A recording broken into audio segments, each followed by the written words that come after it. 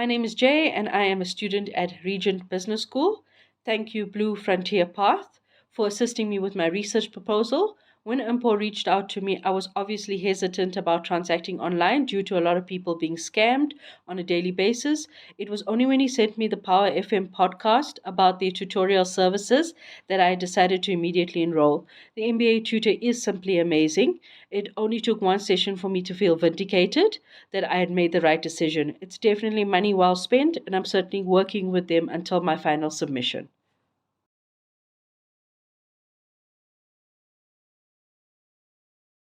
Hi, I'm Dudun Tabati and I am so happy today. I got my marks and I have completed my MBA. I have an MBA. And just a bit of my story. I come from a financial services background, and I decided to do my MBA in the health stream. And this was a new territory and a topic I wasn't familiar with. And due to also ethical clearances and the process involved, I could not submit at the same time with the rest of my group, so I was given an extension. And in the process, I had an overseas trip that was planned, and I just needed somebody just to help me understand how to put my thoughts in a logical manner to be able to say the story that I want to say. My topic was in business model innovation, healthcare, and to be able to present my thoughts in the best possible way. And I reached out to Blue Frontier Path Academy, and I'd like to thank Mpo and Claude. They really, really helped me present the best paper possible. I was moving from one country to another in Europe, and Claude and Paul were dedicated. They were dedicated to making sure that I keep on track. I'm able to reach the milestones that I've set for the week or for the day, and I produced beautiful work. And also, the beautiful work that I produced. Also, I just started a new role as a senior manager in strategy. And I'd like to really, really thank them. Not only did they help me put together a paper, but there was a lot of humanity in how they went about it and understanding my circumstances at the time. And guys, I have an MBA. I am the happiest woman today. Thank you, Point Claude. I really appreciate it.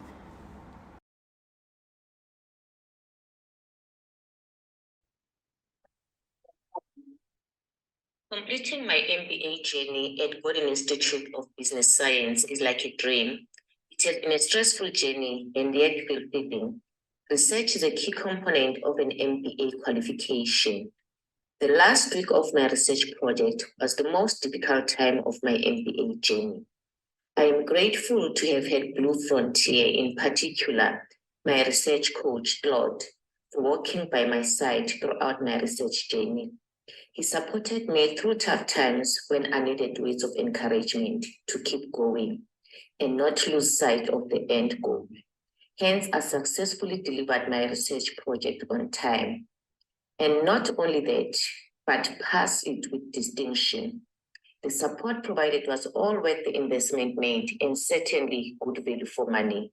Thank you, Blue Frontier. Thank you, Claude, for keeping me on track and for restoring my sanity whenever I felt overwhelmed.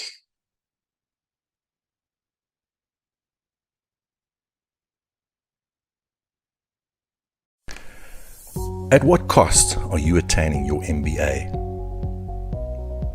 Lost family time? Lost time with children? Lost time with your partner? More stress? Poor performance at work? Fatigue? Depression? Anxiety? Self-doubt? Poor diet? Less time to look good? Less outings? The question is, at what cost are you attaining your MBA?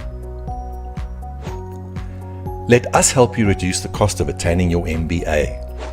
Reach out to us at innovation@bluefrontierpath.co.za and we will schedule a session with our tutor to explore your requirements.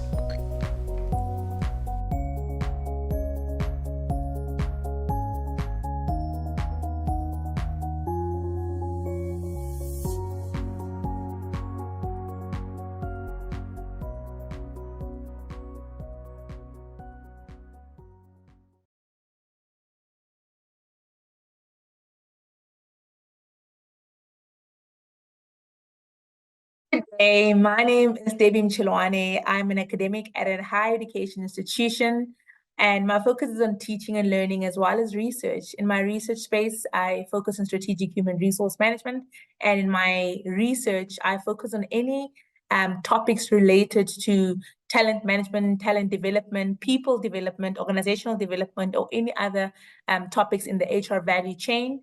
I also assist students, specifically masters and MBA students, to really make sense of their research journey. And that looks at the formulation of your proposal and ensuring that there's alignment between your proposal as well as the methodology being used in your proposal. So we will look at the proposal formulation and go through that journey to ensure the quality and a great standard of a proposal, and as well as looking at your methodology and assisting you in the methodology section. My strong point is in qualitative research, just ensuring that you are utilizing the right tools and the right resources in qualitative research in terms of collecting data, making sense of the data, utilizing the right tools for the data analysis within your research, and essentially, obviously, making sure that your whole product and your whole dissertation is of great quality and it's reflective of a great study. And that's what my role will be as a coach in your journey, in really completing and putting together a great dissertation throughout this. So I look forward to journeying with you, utilizing my years of experience of supervising master students, as well as acting as a supervisor in my own capacity, and in other areas where I have evaluated and examined master's dissertations. And on the other end, I have also acted for journals, in publication journals. I've also acted as a reviewer. So that experience now helps me to kind of coach you effectively and to kind of help you identify things that usually are looked at when a master's dissertation or MBA is being examined, to really be mindful of or mindful of typical pitfalls or mistakes that you might make and that might cost you your dissertation, to really utilize my experience in that area to say, how can we ensure that we provide a quality proposal before it goes through being evaluated through your committees, and also making sure that when you do submit, you are also submitting a product that is reflective of a great quality and a great standard. So that's my journey in the coaching relationship, just to really make sure that I'm able to support you and provide you with the right insights and tools in ensuring a successful journey. So I look forward to journeying with you, whether you busy and working on an MBA or a master's, just to make sure that you are supported and helped and coached correctly, and to make sure that at the end of the day, you are able to complete your MBA or your master's successfully. All righty. Thank you very much and have a good day.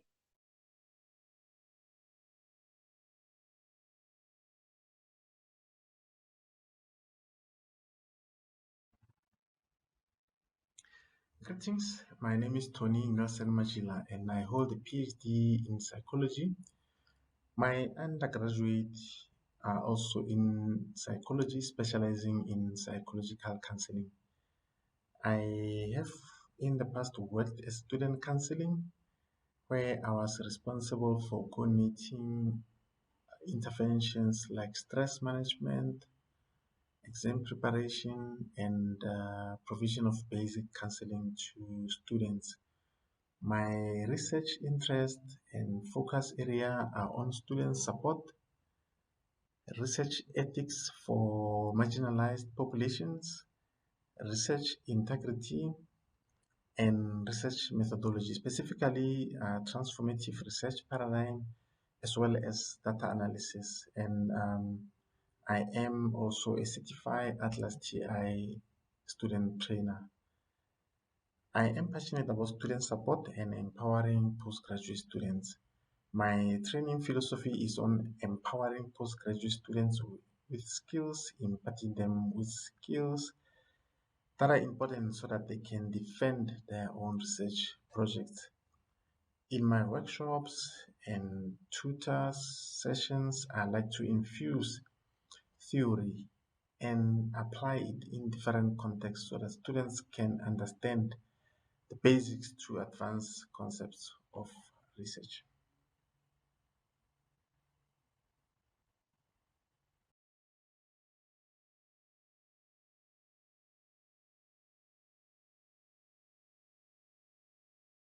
Hello, this is Chris Voisey, and I am a voice coach and a communication skills facilitator, and I'm talking to you on behalf of the Blue Frontier Path Online Academy. This is a holistic learning platform which offers coaching and mentoring to people who are developing some kind of educational thing like an MBA or a PhD, or whatever it might be, any sort of learning process. The Blue Frontier Path Academy exists to help you through that process to achieve what you're trying to achieve. And this morning, I'm very excited to have Charlotte Kemp with us. Charlotte is a futurist. And she hasn't brought her crystal ball, I don't think, but she thinks about the future in her mind and by looking at what's going on all around her. And we're going to be talking to Charlotte both about this aspect of future. What's in the future? What is business looking like? What is the world looking like as it comes down the track to meet us? And also Charlotte's experience, a lot of experience as a speaker in her subject, as a facilitator, and a coach. So a very big welcome to you, Charlotte. Chris, thank you very much. I'm very happy to be discussing this with you and to be able to support the work that Blue Line Path is doing, because I really... Sorry. Let me repeat that because I just got the company name wrong. Okay. I'll just repeat from there. Thank you, Chris. I'm really delighted to be here and to share with you today, especially to support the work that Blue Frontier Path is doing, because I really do support it. I love to see organizations like this helping people to shorten their career path by getting the coaching and mentoring and support and guidance that they need to make progress in their careers. For me, that's really important if we start to look at the future. I really agree with you there, Charlotte, because there's so many people, particularly in South Africa, where we're almost trying to play catch up with education. And here there are so many people who are trying to balance a life, family demands, financial pressures, etc., with getting themselves qualified. So the idea of somebody helping in the mentoring sense, in other words, coming alongside another person and help them achieve, I couldn't agree with you more. How important is that job? Charlotte, tell us a little bit about yourself. Give us a little bit of background and maybe a bit of an insight into what you're doing at the moment in the business space. Oh, thank you. All right. So I sort of started off in the training space many years ago in services. And I found myself helping my colleagues to understand the software that we were using or the products that our company was selling. And that evolved in the first real company that I worked for, creating a training department. And I was the first person moved into that training department. And for me, it has always been gratifying to know that there is knowledge and insight and wisdom that is somewhere or in somebody's head, and that we can find a way to transmit that to somebody else. So it's not wasted just being held in one person's head, but everyone gets to benefit from it. So for me, this is really important. My own career then evolved into becoming a professional speaker, and in that whole professional speaking space, of course, we do coaching and facilitating and sometimes consulting work and training and mentoring and coaching as well. So there's a whole kind of package, again, really focused on transmitting knowledge, insight, wisdom from one person to hopefully to many people. So I support any organizations that I find like that.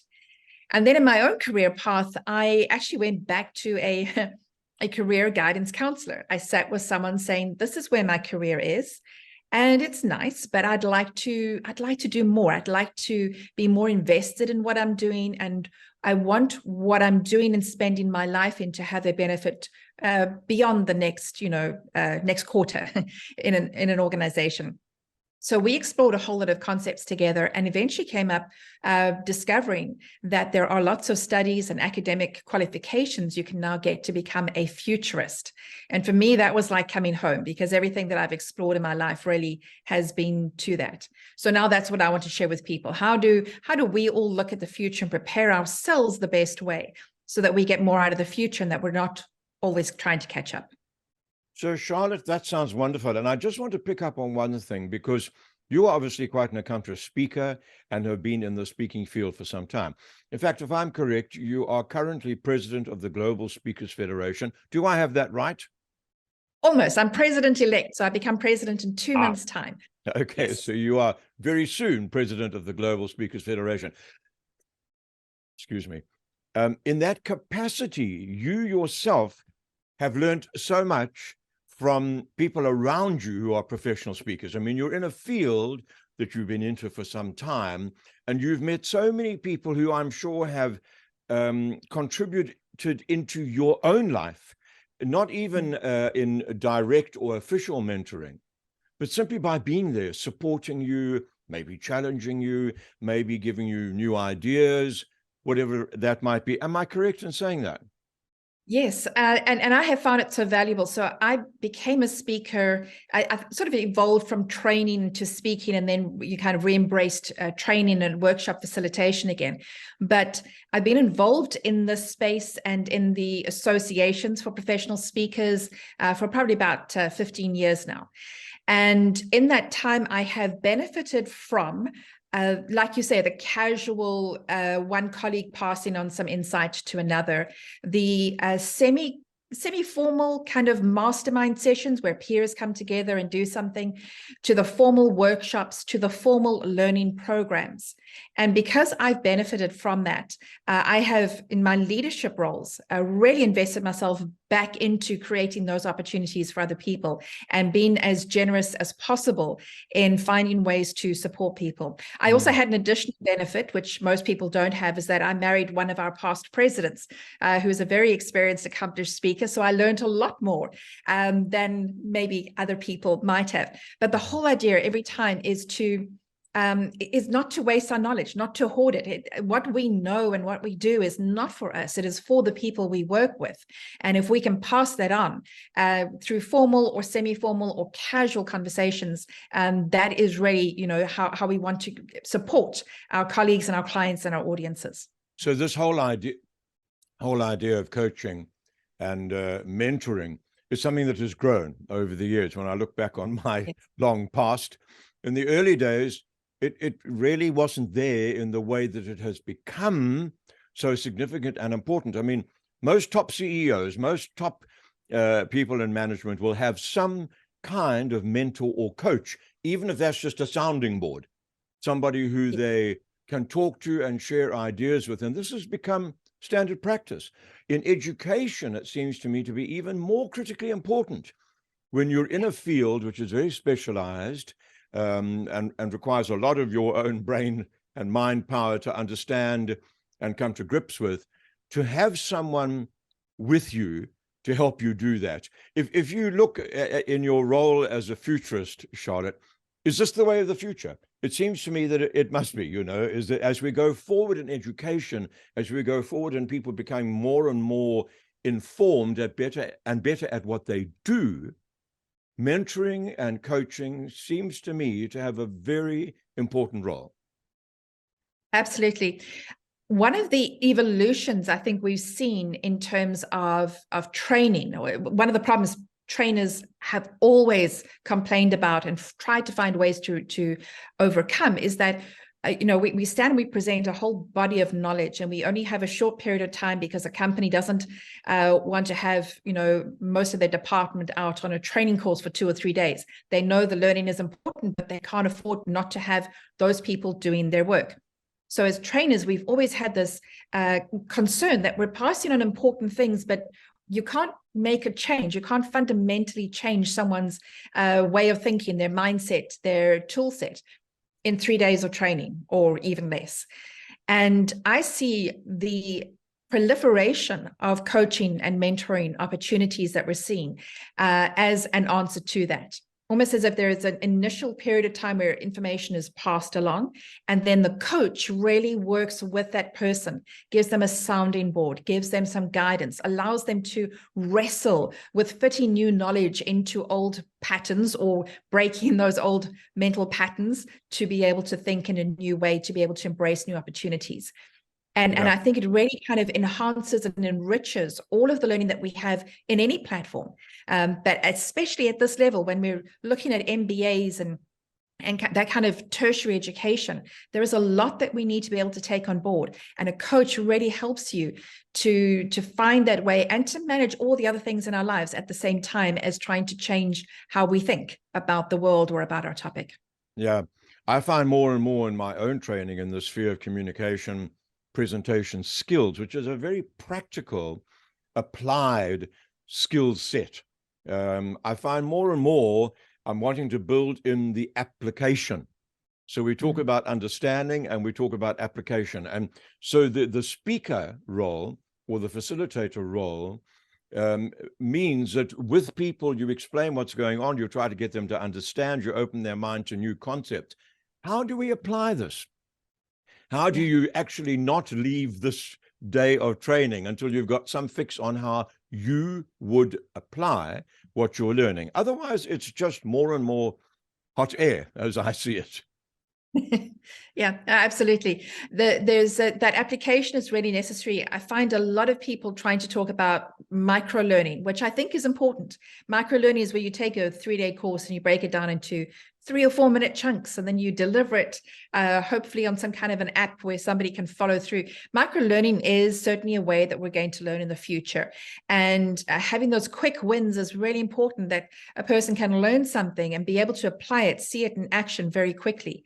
But as important as those things are, we need to often, again, with kind of concepts that we're talking about here, we need to change some fundamental thinking. And that is a philosophical reflection. And unfortunately, philosophy takes a bit of time. The ancient Greek philosophers that we think of, they were sitting around talking. Their academies were about talking, sharing, wrestling with ideas.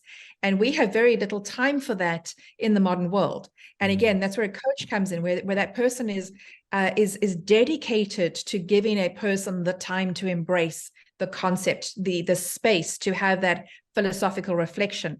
And that means that what we learn and what we eventually produce, first of all, qualifying, and then having that qualification actually means something in the workplace where you're bringing more value than you ever could have before because of what you've learned. And that is thanks to that deep understanding of your topic, your new appreciation for what you've learned, and the coach helps you to do that. So I think it's a really good investment, not only of the money, but of the time it takes to be able to learn this. And of course, I think talking about time, it can shorten the time.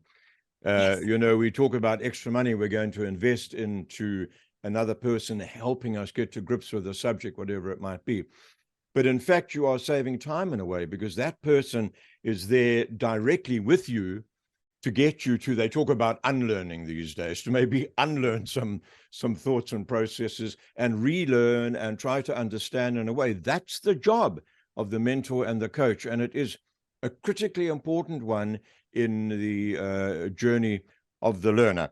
Well, we've covered quite a lot here, Charlotte. I don't know what else. Would you like to add anything else from a futures point of view, or just general thoughts on where we're going as we go forward in the very exciting field of education and learning? Absolutely. So, the future of work is a popular topic. There's lots of content out there. There's lots of debates about what it looks like. And very often people come to a person like myself, who's a futurist, and they ask, what will it look like? What must I expect? And I wish I had that really juicy soundbite to give people so that they had direction and they could stop thinking about it, because now they know. And that's not what it is like at all. We have so many new variables now. Certainly artificial intelligence is one that is really intimidating a lot of people because they're scared about what that could mean. So my advice to people is to really understand, really embrace personally the value that you are bringing to any kind of work that you do. And the work that we do isn't just financially compensated. The work that we do is what we're creating to make our world better in some way. And the more we appreciate that, the less challenged we're going to be by market circumstances, the less intimidated we're going to be by some artificial intelligence application, because those things, as important as they are, even though they are causing real disruptions, they're not going to replace humans. genius and creativity is what we're looking for. Even if you're doing a practical course like, like accountancy or something like that, those skills and insights that we have as humans is what drives us forward. And we need to look at all the other circumstances around us as tools or circumstances we can use to enhance the work that we do. And if we have that approach to the future of our work, then it's going to be a lot more satisfying. We're going to feel like we are using tools to create things rather than fighting the whole time to prove that we are still relevant and not redundant in the face of some technology. If there's a technology that could make you redundant, then you haven't yet tapped into your genius, and maybe you need to have another conversation with your coach to find that. Fantastic. Excuse me. We've been talking to Charlotte Kemp, who is the president-elect of the Global Speakers Federation and who is an expert in the future of work, the future of business, and the future of where we're going in terms of society and how we play the game of life. So a very big thank you to you, Charlotte, and to all our viewers and listeners. And we wish you all the best, all of you studying and opening your mind to new possibilities through the Blue Frontier path. Thank you very much. Thank you.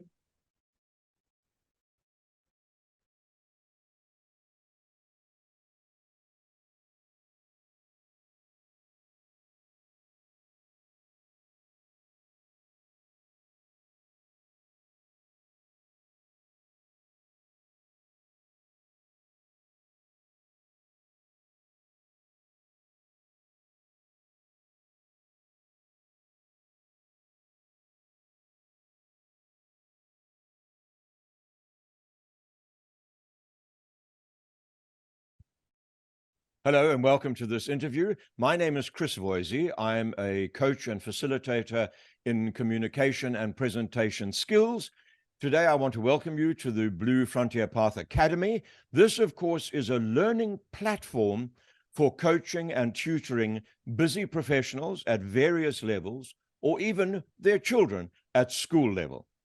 One of our fascinating content elements, for example, is linking chess to maths, developed by one of our leading tutors, who is the international chess master, Mr. Watu Kobese. The Blue Frontier Path is used as a learning platform for people of all ages who want to upgrade their educational level and find the support to be able to do that. So we might be looking at an undergraduate degree or an honors, an MBA, master's, PhD, etc. The focus is today is the career of Professor Mamogeti Pakeng, and we're very, very happy to welcome her. In fact, thank you very much for being with us, Professor. Thank you very much for giving us your valuable time. If I may just quickly... Thank you, Chris. Yes, if I may quickly introduce you. Obviously, you're already a well-known personality, but you hold a PhD in mathematics education from WITS, I believe, and you are obviously a leading scholar in mathematics education globally. I know that you've been asked to deliver many keynote talks at international conferences all over the world. I know that you were the 10th Vice Chancellor of the University of Cape Town, and I believe that you are affectionately referred to as Deputy Mother by young students around Africa. So maybe you can tell us something about that. But thank you very much. I know also that you have a sharp social conscience and that you developed the Adopt a Learner Foundation, which is helping young people in townships and rural areas to acquire higher education. That was rather a long introduction, but thank you for being with us, Professor. I'm going to throw the ball into your court by saying, would you just tell us a little bit about your own academic journey, if you don't mind?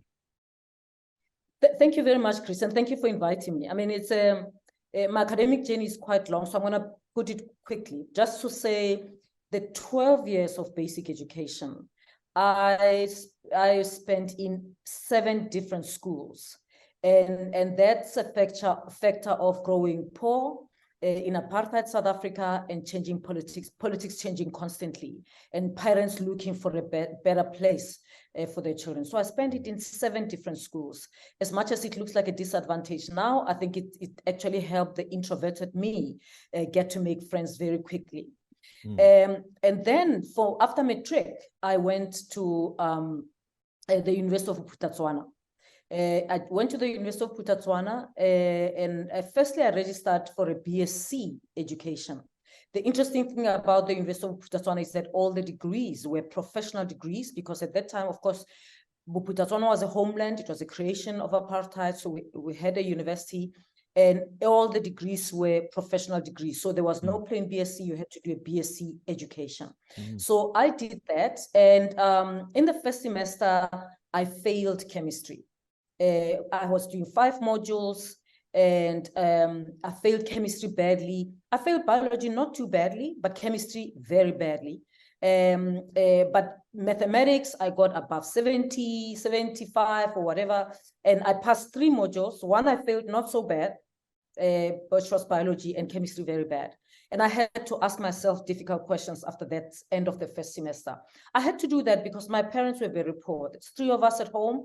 My brother ahead of me, my sister was coming 2 years behind me.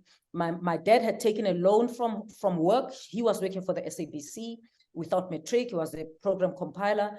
And my mother was studying with us. I mean, my mother was a domestic worker, started studying with us. So there wasn't money, lots of money going around. And so my parents had said to me, this is a 4-year degree. You only have 4 years to do this degree. So I needed to make tough decisions for myself. First semester, when I failed that course, I asked myself, why did I fail? Before anyone asked me. And I was very open to myself to say, I actually spent more time doing mathematics. And I asked myself, why am I doing that? And that was because I loved mathematics. So then I said, but why am I doing these other things? And that's the thing about an undergraduate degree. There are many modules that you do that you don't really like, but you have to do them because you need to pass. And so I thought, I don't need this chemistry. I don't need this biology. Of course, if I repeated biology, I would pass it and I can pack them up. But chemistry, nah. And so I went to the counseling center. And I told them that I'm in a situation, I'm not excluded. I can continue because I passed more than 50% of my modules, but I have a problem with having failed these 2 modules, especially chemistry, because what it means is that I'm going to have to increase my degree by 1 year. So I must first spend 5 years at university, and my parents are not going to allow me to do that. I will either end up leaving after 4 years. And they said to me, so in these, or why did you fail chemistry? I said, I failed it because I didn't make time for it. And will you make time? I said, I'm not sure if I like it enough to make time. They said, well, you could take physics. I said, physics, my high school physics has got so many gaps, I don't think I'll pass it. They said, so when you don't spend chemistry, what do you do? We see your maths. I said, I love maths. I'm here for maths. And please help me get a degree as long as I have mathematics as a major. They said, that's fine. So they sat with me and they said, well, the only option you have is to change your degree to a BA education. You'll be the only student, probably the only ever student, a BA student who's majoring in mathematics. I said, I don't mind. As long as the timetable works, I'm fine. So they said, well, then choose 2 other courses. One that is going to be an elective, and the other is going to be your 3rd major, because education was a compulsory major. Math is a major that I chose. They said, choose another major and an elective. So I said, elective, I choose psychology. Another major, I thought, they said, that major that you choose, it has to be one that you know that in 1 semester, you'll take 2 courses of 2 semesters. So you've got to be able to pay. So I took Setswana because it was my mother tongue, and I thought I'll be able to do this. And I thought, I'm just doing mathematics. I'm telling this story because many people who are studying, they meet challenges and they think it's the end. They fail one course, then they think it's the end. But I'm also telling it because some people are not very honest with themselves when things don't work. Why is it that you're failing this? And it's important to be honest with myself. My honesty with myself helped me to say, I don't even think I'll make time for chemistry. So there is no point. And what it meant, moving from a BSc to a BA education with the majors that I want and the maths that I want, which is what I wanted from university, it meant that I will not wear a lab coat. A lab coat was a badge of honor because you're going to the laboratory. And so, and my friends, it will be known on campus that I failed or I dropped out of chemistry and biology because I'm not wearing a lab coat. And I felt that is fine. I live with that. And what I did then, wearing my jeans every time when I practiced my math, I would practice on my jeans.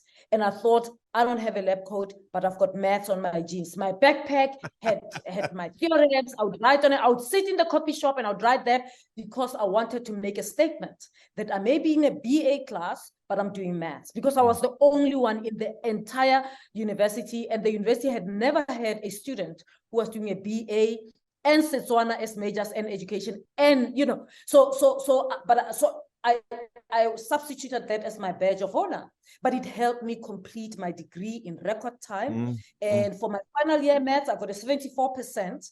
And so I continued with my postgrad at Wits, and I continued to do mathematics education. And here's the thing, the only degree that I had full-time was my bachelor's degree because my parents could not pay for postgrad, and there was no bursary to pay for postgrad. And so I did my honors, master's and PhD working with a family and a son. So it was full, I was a full person. And if you know, if you're an African woman, there's so many other responsibilities because you're working, but every time there's a lobola, there's a wedding, there's a christening, there's whatever, there's a funeral, they expect you to be there to peel potatoes, to feed people. and so I had to make some tough decisions as I was studying for my postgrad. And one tough decision was, I'm not going to attend all of those events. My family is not going to be happy with me, but I live with it. When I finish, I go when I have time, and one day I'll be done with all of this and I'll be able to attend. Especially when I got to master's to PhD, the decisions became tougher and tougher because it's not so easy to study whilst you're working and you're raising a family. You wanted to say something, Chris? Professor, I'm absolutely fascinated by your story, and I thank you for your honesty because it applies to so many people who would be watching this video. Even myself, I only did a BA degree in English and philosophy, but you know, the ancillary subjects you have to take to get through those 3 years. I failed a couple of them, and I thought, but they do not even interest me, and yet you have to do them. So you are speaking for what a lot of people might be thinking, and your honesty and sharing that is, I think, highly valued. Also, of course, you're talking about the extraordinary lengths that people in this country have to go to, I think particularly African women, to do all these things you talk about, and then to get themselves qualified at the kind of level at which you are qualified. I just want to, so I thank you for sharing that picture, because I think your journey is one that many people can identify with. Could I just ask the question about mentoring and support? You know, we go through all these things not on our own. Of course, we're part of a community, part of a family, whatever it might be, and there are people who help us achieve what we need to achieve. Could you talk a little bit about mentoring? You know, what role has that played in your life? Have you seen yourself? I'm quite sure you've been a mentor to many people. Just talking the way you're talking is mentoring. Can you talk a little bit about the concept of the support one needs to get qualified and to get educated? Yeah, thanks, Chris. That's an important point because I never talked about it. And I have to say that I don't remember any time in my life asking someone to be my mentor, but I had a lot of mentors, and I'll talk a little bit about that. In my undergrad, what helped me succeed was that I made friends in my class. I choose the smart ones. I chose, there were 4 young men, Happy Stole, Kabelo Masilo, Given Balani, who were very smart. They became my friends. I used to go study with them. And I asked, and two of them have got PhDs, but they went for physics. They didn't go for maths. And but I made sure. So if you're doing undergrad, it's as long as you are studying, you've got to have people that are studying the same thing that you connect with, because you can share your questions and so on with it. Yeah. When I did my PhD, for example, I was working. Each one of us have our own projects, but Tabiso, Nyaba Nyaba, and Melody Graven, who are both professors at the moment, one in Lesotho, one is in Australia, were my friends. Okay, and we worked together, we read together, we shared ideas because we had done a master's together. So the first thing, before you get someone, because the mentor is always someone who's ahead of you, I think value the people who are doing what you're doing and get your peers that you can work with, because it's easier. You can see that what you're struggling with, they're struggling with, and you can use some of the strategies that they use to succeed. And then I get to mentoring. You know, I name a few mentors, but one of the key mentors that I had in my journey is Professor Jill Edler. And Professor Jill Edler, I've never asked her to be my mentor. I just was attracted to her by how she was teaching us. She taught us at honors, and she was my supervisor for my honors project. And then I asked her, remember, at the end of the honors, I'm going to do a master's. There was another professor who chose me, wanted me to be supervised by him. And it feels good because people want him, but I want Professor Edler. And I asked her. She didn't ask me. I went to her and I said, I want you to be my supervisor. It's not because the other one was not good, but it's because I was attracted to Professor Edler's way of working, way of engaging with us as students. So what am I saying? When you identify a mentor, be clear about what is it that's drawing you to them. I never asked her, I didn't ask her to be my mentor. I asked her to supervise my research, because you need a supervisor when you do research. And then I used to watch her, how she does things. And because I wanted to be an academic, I used to think, if I need to know how to be a good academic, Professor Edler is a good person to look at. You know? And sometimes I would ask her, why are you doing this, right? So if you're going to have a mentor, find someone whose ethical choices and career choices you admire. Okay, ethical and career choices, you admire them and you want to follow them. Most people want someone who seems to be doing well, they're looking at material things, money or whatever.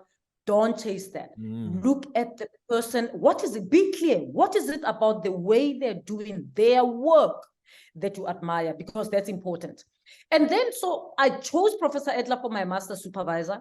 And then when I finished the master's, I remember when I was submitting and I popped into her office and I said, oh, Prof, I'm done. And of course I was working, I was a teacher.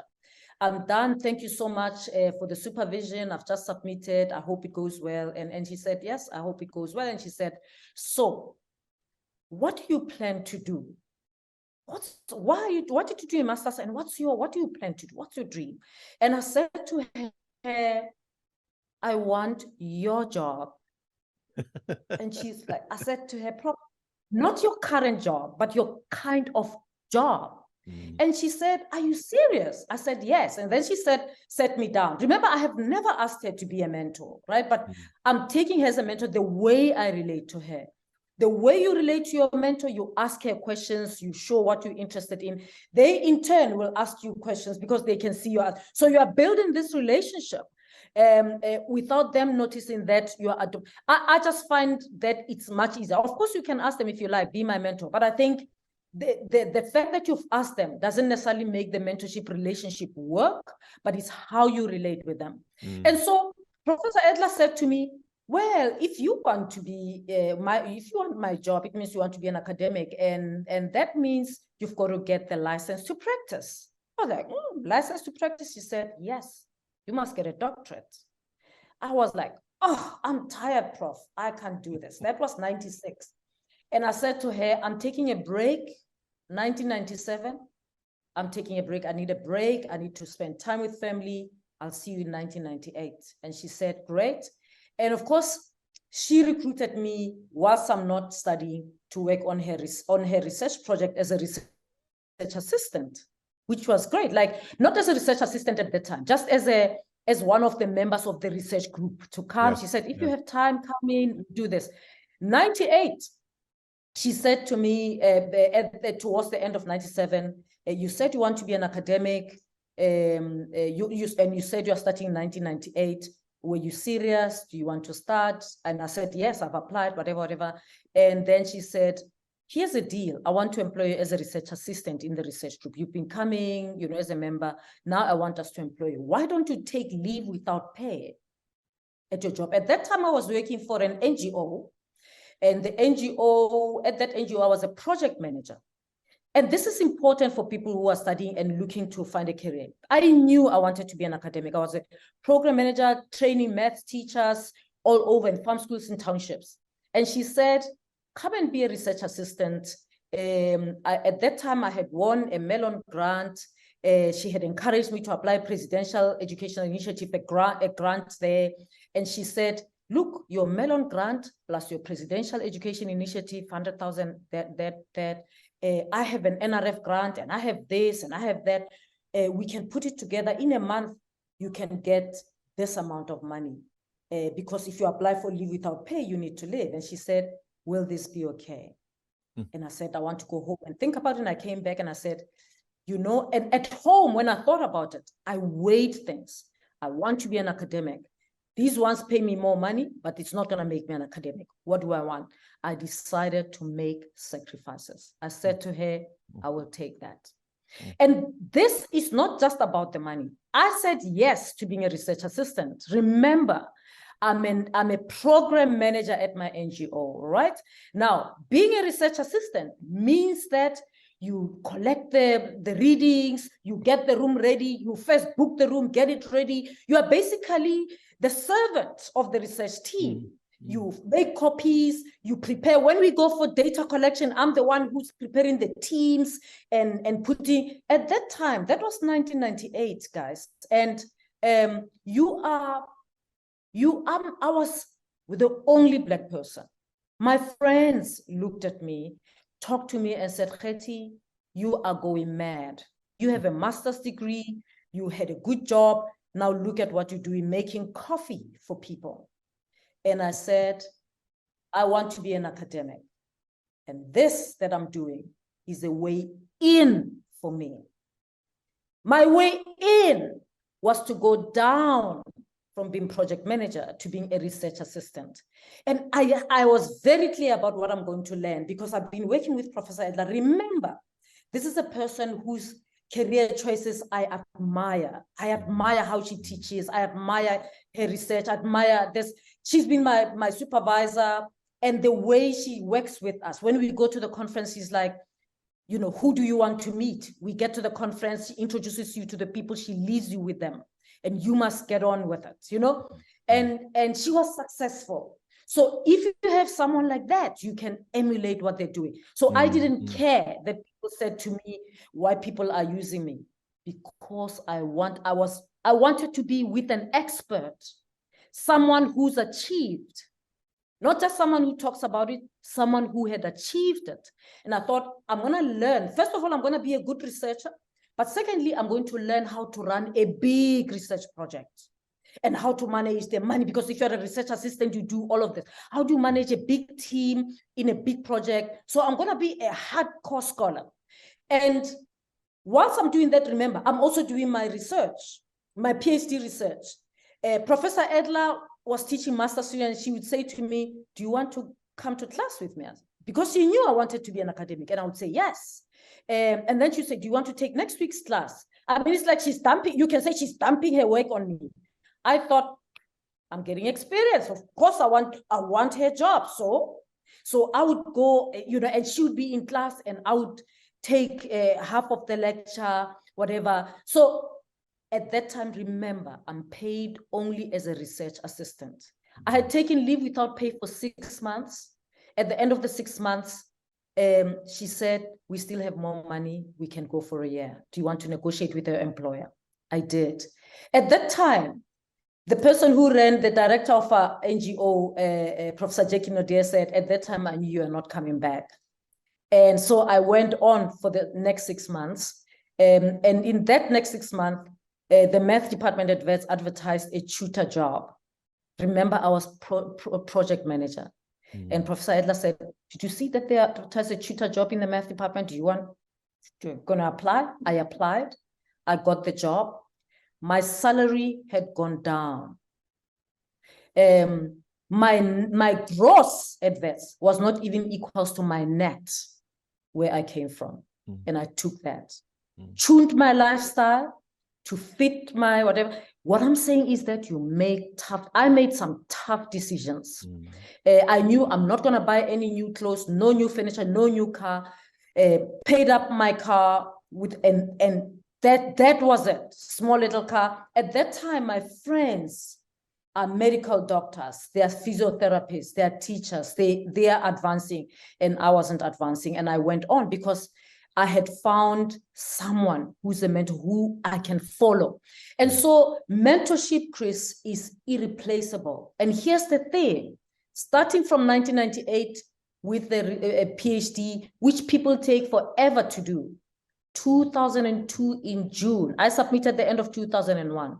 2002 in June, I graduated, and I graduated with my two friends that I told you about, Tabiso and Melanie. We graduated together, and we were very good together, and that's a support team. But when we walked on stage, I got a career. They got PhDs. What am I saying that? I wasn't just getting a degree. I had worked with a large research team. We had gone to conferences through the research project. And I had presented at international conference. The research project, because I was a research assistant, I had co-authored 3 chapters in a book that the research group produced. I had learned how to put together a book as an editor. And there we walked on stage together. We all had red gowns, but they only got a PhD, which is amazing. And I got a degree. I got a career. And so the mentor that you get is critical, Chris. And just one thing about what makes the relationship work between a mentor and a mentee, that's also important. Often when you're a mentee, you can operate as if the mentor owes you training. Let me be clear. No mentor owes any mentee anything. They don't get paid. They do it, sometimes because they love their discipline. Now, you have to be worth meeting with them. Then they will even seek you out.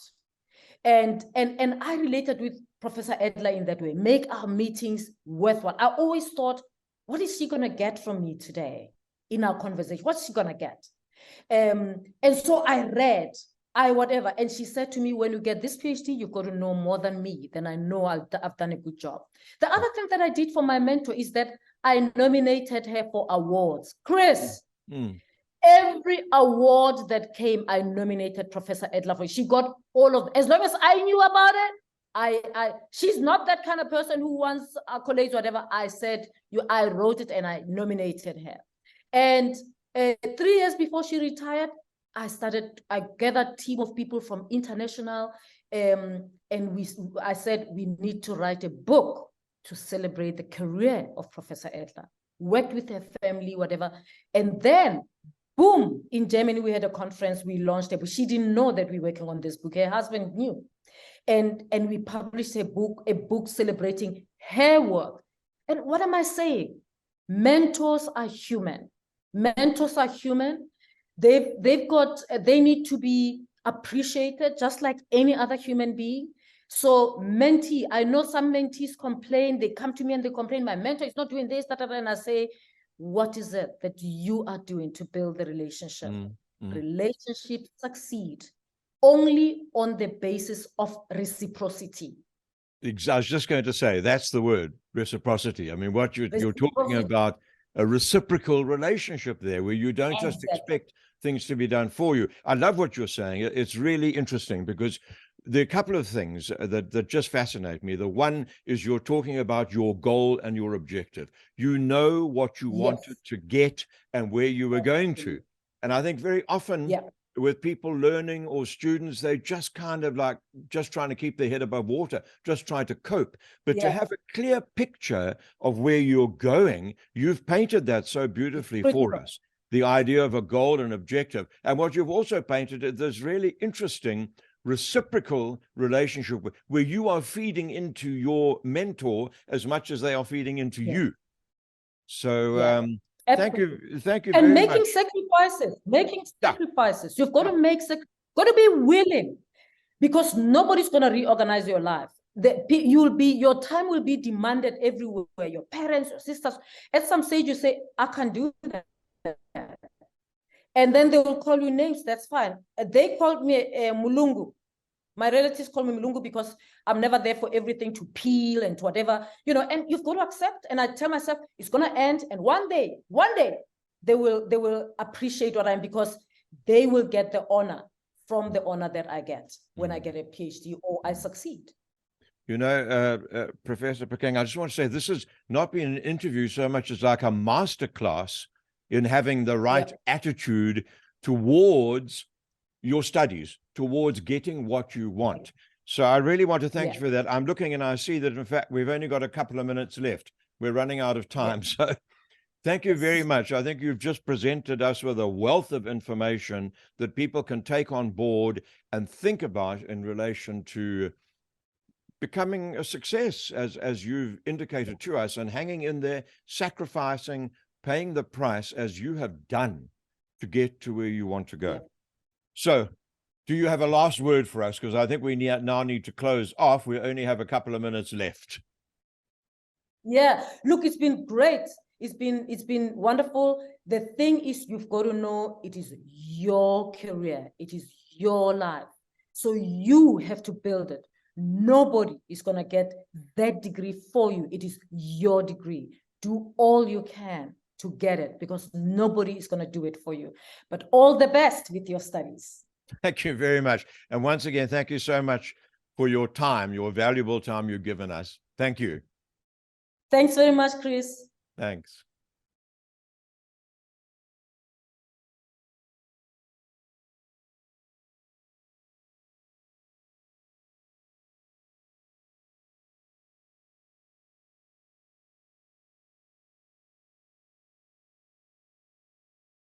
Thank you, everyone, for joining us. My name is Takalani, and I am glad that you have joined us today. We are happy to have Professor Poko today on the platform, who will be joining the BFP team as an addition to the research, coaching, and tutoring team. He has had an elaborate career in law, both as an educator and a practitioner. Are you still able to see me? Yes, I'm still. Okay, perfect. I'm just going to continue. He has been and continues to be a member of the Electoral Court of South Africa. He is a former acting judge of the High Court of South Africa. He is a professor of public international law. He is a Y2 rated researcher with the National Research Foundation. He is a recipient of the Foundation's Excellent Research Performance Award for the year 2021. He is an advocate of the High Court. He is also the former president of the Society of Law Teachers of South Africa and the former chairperson of the editorial board for South African Yearbook of International Law. As you can tell, these are just bits of a very long CV. And with that, I'm certain that the law students who are on the platform will definitely gain a lot from your insights and expertise, Prof. With that, welcome and thank you for taking the time to chat with us. Thank you for that warm introduction, Takalani. It's my pleasure to be here. Fantastic. I'm just going to dive right. Okay, I'm going to repeat that. I'm just going to jump right into it. Prof, why have you joined the BFP program, and what can students expect from you? Thank you very much, Takalani. With the brief background that you have given, I think that I'll be able to join the team in order to contribute as a supplementary role to enhance education and learning through our supervision, of course, I've had, a well-rounded experience, and I believe that I'm in a position, to enhance the student learning style. We are not going to replace what they are receiving from their primary teachers, but we are sort of playing as a secondary role models in order to coach them with their work insofar as the research is concerned, and other areas of the subject, which is in this case, will be all subject or modules that are related to the legal profession, such as your law of insolvency or insurance law. Fantastic. Thank you for that, Prof. As you mentioned, academic institutions do offer supervisors for research, dissertation, and thesis projects. And great as they are, students still go out to seek guidance, coaching, and tutoring services from platforms like the BFP. Why do you think that is, and why is it important to do so? Well, Takalane, once you are enrolled, at a specific institution, it happens that although your tutor or your lecturer is still very good at that, but the opportunity to get a different perspective sometimes further broaden the knowledge that you have received. This could be through practical examples or a particular angle that the tutors at Blueprint would look at a particular concept and provide their guidance. So it's an added advantage that is basically there to assist you. Fantastic. And lastly, outside of the dissertation and thesis coaching and tutoring that you'll be offering students within the law field, what other areas of learning can the students expect for you or come to you for? Almost all the modules of the law, ranging from customary law, constitutional law, international law, insolvency law, the law of delict, because I'm a lawyer. So basically, I have done all the modules that are contained in the law curriculum. But it doesn't end there. The benefit of, acting as a member of the electoral court, and also the advantage of having acted as a judge of the High Court, that sort of brings an additional knowledge from the perspective of someone who has acted as a judge and took this theory into perspective through dealing with, practical examples and deciding cases that have an impact in the real life. That is the added advantage that I come with in all these modules. Fantastic. I'm sure there'll be many self-guided reading materials, many curated learning experiences, and specialized insights that you'll definitely be able to offer the cohort. We are glad to have you with us, Prof, and we look forward to the impact that you'll have on the students. Thank you so much, Takalani and the viewers. It is my pleasure, and I look forward to interacting, coaching, and mentoring the students. All right, fantastic. That is it. And thank you, everyone, for joining us. Thank you. Bye-bye.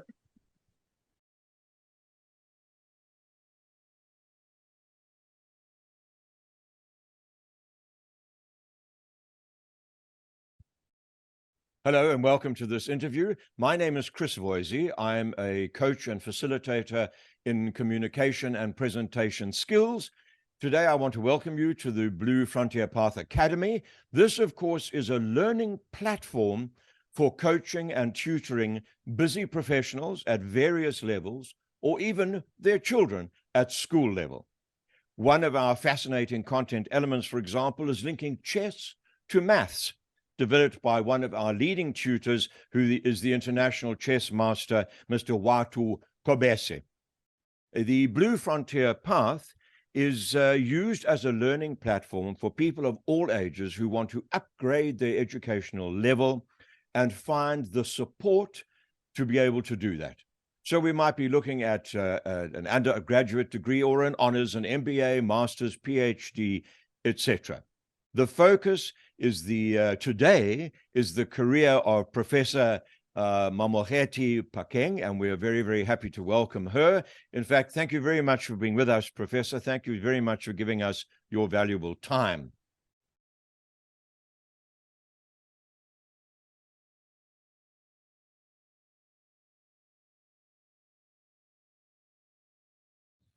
Hello, and welcome to the Blue Frontier Path Online Academy. This is a video interview with Professor Alistair Mokoena. My name is Chris Voisey. I am a voice coach and a presentation skills teacher and facilitator. The Blue Frontier Path exists as an organization that helps people further their studies, busy professionals, and in fact, even busy professionals' children in any schoolwork or any endeavor where they are trying to get themselves better qualified in an academic forum in some way or another. The Blue Frontier Path exists to help people do that. So essentially, it's a mentoring and supporting facility for you. We're very excited this morning to have the country director of Google in South Africa with us, and that is Professor Alistair Mokoena, to talk about this very topic of mentoring and helping people get further in their careers, and particularly in their academic development. So a very big welcome to you, Alistair, this morning. Thank you very much, Chris. It's wonderful to be here, and I'm looking forward to our chat. Thank you very much. I really appreciate you giving us your time. It's very kind of you, and it's great to have you with us on this conversation.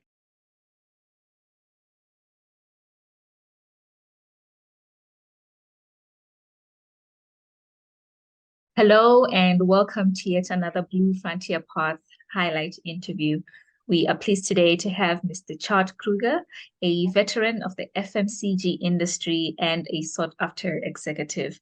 He is a well-seasoned executive who has been at the helm of many leading brands in South Africa, such as Afrox, Adcock Ingram, Tiger Brands, just to name a few. He holds a PhD from Harvard and is a non-executive director at First Food Brands Group. He has led many teams, both as a CEO and an executive, and we have no doubt that those experiences have allowed him to both test and apply business school lessons as well as principles. It is therefore our pleasure to welcome him onto the platform as a learned and experienced mentor for all our MBA students. Mr. Kruger, welcome to the Blue Frontier Path family, and we're glad to have you today. Thank you very much, and thanks for that intro. And just to add to your intro there, I've just joined the board of NAMPAC last week as well. Oh yes, I did read about that, and I was just going to ask you about that, but thanks for bringing that up, and congratulations on that appointment. Yeah, thank you. So you have had opportunities to be educated and to learn from various institutions around the world. What guidance have you received that has enabled your success within those academic institutions? Look, I think if you start, I guess you must start right back in the front. So if you go to school, you must start with primary school, secondary school. Yeah. And I think these things follow in each other. You can't just start with a great education at Harvard. You must have the underbelly for that. Yeah. So I think my primary education was good. I don't think I was an exceptional scholar, but going through school, getting through school, and then getting to university, and I think those undergrad courses you do is extremely important, because that is probably the base of your knowledge going forward. So doing a BCom in accounting, doing an honors, qualifying as a chartered accountant, that's very, very important to do those things. Doing articles, doing lots of audits, that's very, very important to do all those things to get that basic knowledge. Yeah. And then you can build on that. And then going to an institution like Harvard Business School in the US is just phenomenal. And you know, you probably learn as much from your fellow students as you do from the university or from the lecturers. And I think that's the plan. Yeah. With these programs at Harvard. I think we were 140 students from 72 countries. And they mix you up. You don't, so you mix up with all the different countries, nations, languages. Everybody obviously speaks English, but some people don't speak it well, but it's accommodated for. And that you probably learn as much from people from China, from Korea, people from the UK, from France, from wherever. And we were all together at Harvard, and it was just such a learning experience. Yeah. And if I must single out one thing that you probably learn there, and it's not academically, it's probably whatever you think or whatever way you think about things, there's another way to think about it. Okay. And I think that is probably the big learning, is just open up your mind, and don't think you know everything, because you don't. But there's always another way of thinking about something, or another way of approaching an issue. And I think that was probably the biggest learning at a place like Harvard Business School. Fantastic. Thanks for sharing that and for highlighting just the importance of the peer-to-peer guidance that kind of comes within the walls of these great institutions. So the importance of mentoring has been well documented. I think everybody watching this probably knows the importance of mentoring and guidance, but I would like to know from you, how has that proven to be powerful within your professional journey? The guidance that I got through my career. Yeah, there's various individuals that I've learned a lot from. I think there's you learn a lot from people's behavior, positive and negative. I mean, you would learn throughout your career. I've had lots of experiences where I've dealt with people that I don't want to behave like that, and that is a big learning. That's a big learning. True. Because you can see the consequences of that type of behavior in the workplace or in society, and then you learn from that that's not how to do things. Yeah. I think there's been lots of experiences from people that actually do behave in a proper way, act in a proper way under pressure, and that's also been great learnings. I've had lots of mentors in my career, and I must tell you, I think a lot of them were not necessarily my seniors. A lot of them were my juniors. Yeah. People reporting to me, and people reporting to people reporting to me, very junior people, where you would actually learn from how they do things, how they think, how they behave. Yeah. So it's not just looking at your boss. It's looking at everybody in your environment that you deal with. People you negotiate with, competitors, you see how they behave. You learn from all those places and all those inputs that you can get in your career. And I think you will do well if you keep your mind open to learn from all those areas. Lots of people think I can only learn from my boss, and that limits your learning quite a bit. Yeah. No, that's great. And I think highlighting the fact that you can learn across generations, so people above you and people below you, and also that there is just great learnings that you can get as you interact and collaborate with people. That is something that I think is important and will be available for all our students. So you have been an executive for well over 25 years at various leading brands. So what, in your experience, unlocks the best of what an individual has to offer within an organization? What the best for the individual is in an organization? You mean what the best I can offer to an organization as an executive? So as you've led these different teams, what have you observed is the best way for somebody to unlock and unleash their best potential to then offer to an organization? Look, the thing is, you must always realize that you can't do anything on your own. You can be quite successful by being, call it a dictator if you want to, or very authoritarian, but you are just so much better if you involve teams, if you involve other people. Because I mean, the cliche of two minds is better than one, all those things. But it's just if you get people inclusive, you just unlock potential in them because they feel motivated, they feel wanted, they feel that they make a contribution, and then they are just much better than when they just execute your orders. Yeah. So the thing with, doesn't matter what your seniority is, there's always that potential to unlock people around you and get people around you comfortable, get them to really get to a high level of performance, because the team is always stronger as the individual. Yeah. No, fantastic. Thanks for that. And the last question we have for you today is that we have heard of many traits that can take a manager from good to great. And here at Blue Frontier Path, we believe that mentoring is a good part of that, having examples, like you said, of what to do and what not to do, being able to collaborate and being able to learn from a lot of the environments that you're in. In your informed opinion, how effective is a manager that has mentors and intentional guidance? Sorry, just say that last bit again. Sure. So in your informed opinion, how effective is a manager that has mentoring and intentional guidance? Oh no, absolutely. It can't go without that, because if you are being mentored and if you are being guided, and I mean, it works when you get a bit more senior, you must mentor people that works with you. You get mentored by people that's a bit more senior than you. That whole chain is around in not only in business, in life. Yeah. That whole chain is around the whole time. And if you get effectiveness from your leaders to mentoring and guiding you, you probably do the same to the people that follows you. And the whole call it value chain if you want, but the whole chain of effective leadership actually exists throughout the whole organization. And these things are very valid at the very senior level, and it's very valid at the very junior level.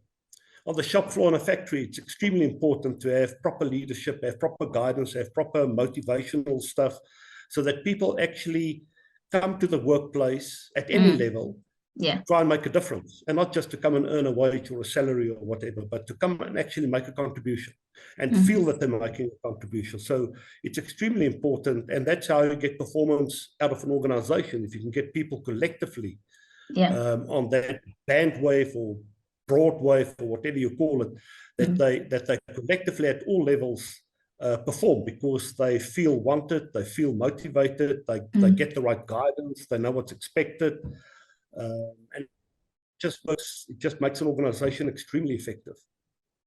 No, that's fantastic. Thanks for sharing that. And I think for everybody listening, knowing that there is a domino effect to great leadership. So when you're mentored, you are able to do that for others. And the impact is not just on yourself and the growth of your personal career, but the organization at large. So thanks for sharing that. We are so excited to have you on board as a mentor to our NBA students. And we hope that they reach out, set up sessions with you, and get to learn a lot from your journey as well. Thanks for joining us, and we look forward to what you have to offer the platform. Thank you, and good luck. Thank you.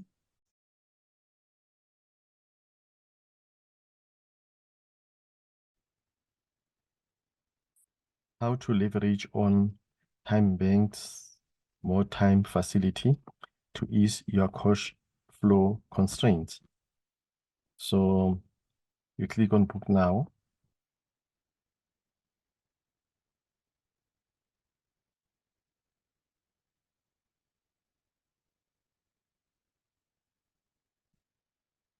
From there, you click on proceed to checkout.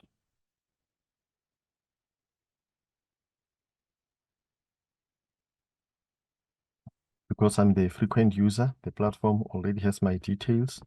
Then you scroll down, and then you accept the terms here, and you place an order.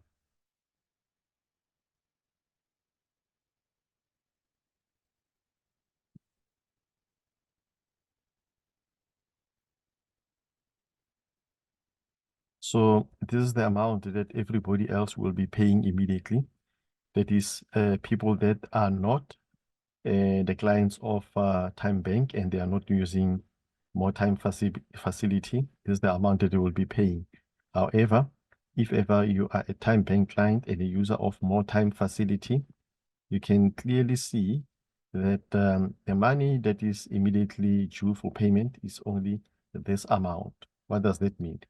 If you click here, you'll see how the rest of the payments are being handled, right? So forget about interest, account interest, forget about lay-bys. So you get equal installments. The first payment being due now, the second payment due in 30 days, and the third payment being due in 60 days. So yes, this is how it works. I think you should consider using this facility for you to ease your cash flow constraints. Thank you.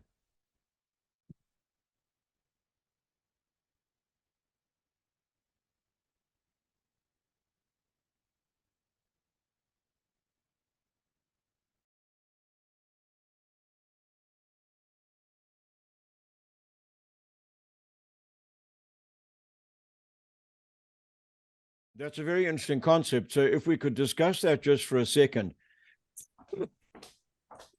Sorry, excuse the cough I have. Cape Town winter. Yeah.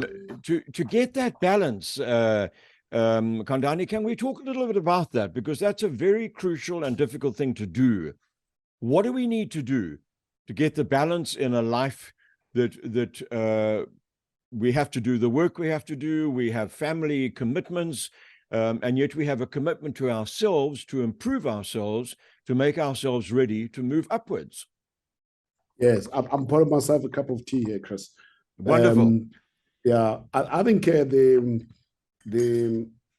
journey of improving yourself is a journey of choosing what to sacrifice. Right?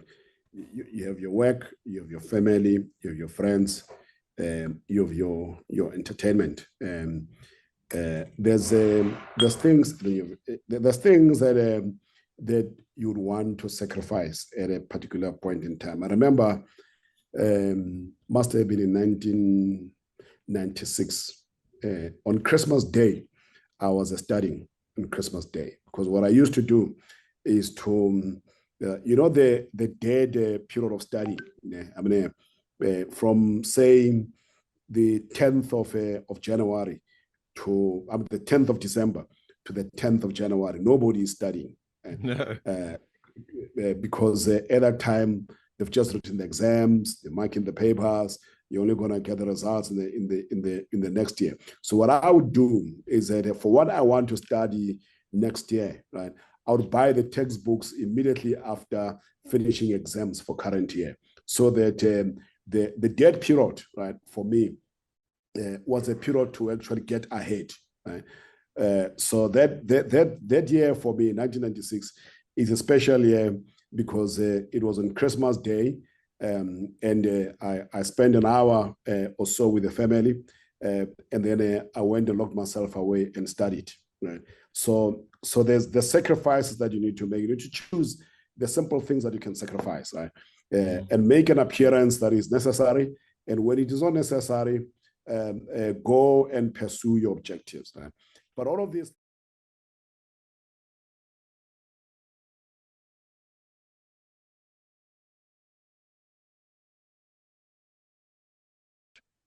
Chris, thank you very much. I'm very happy to be discussing this with you and to be able to support the work that Blue Line Path is doing, because I really,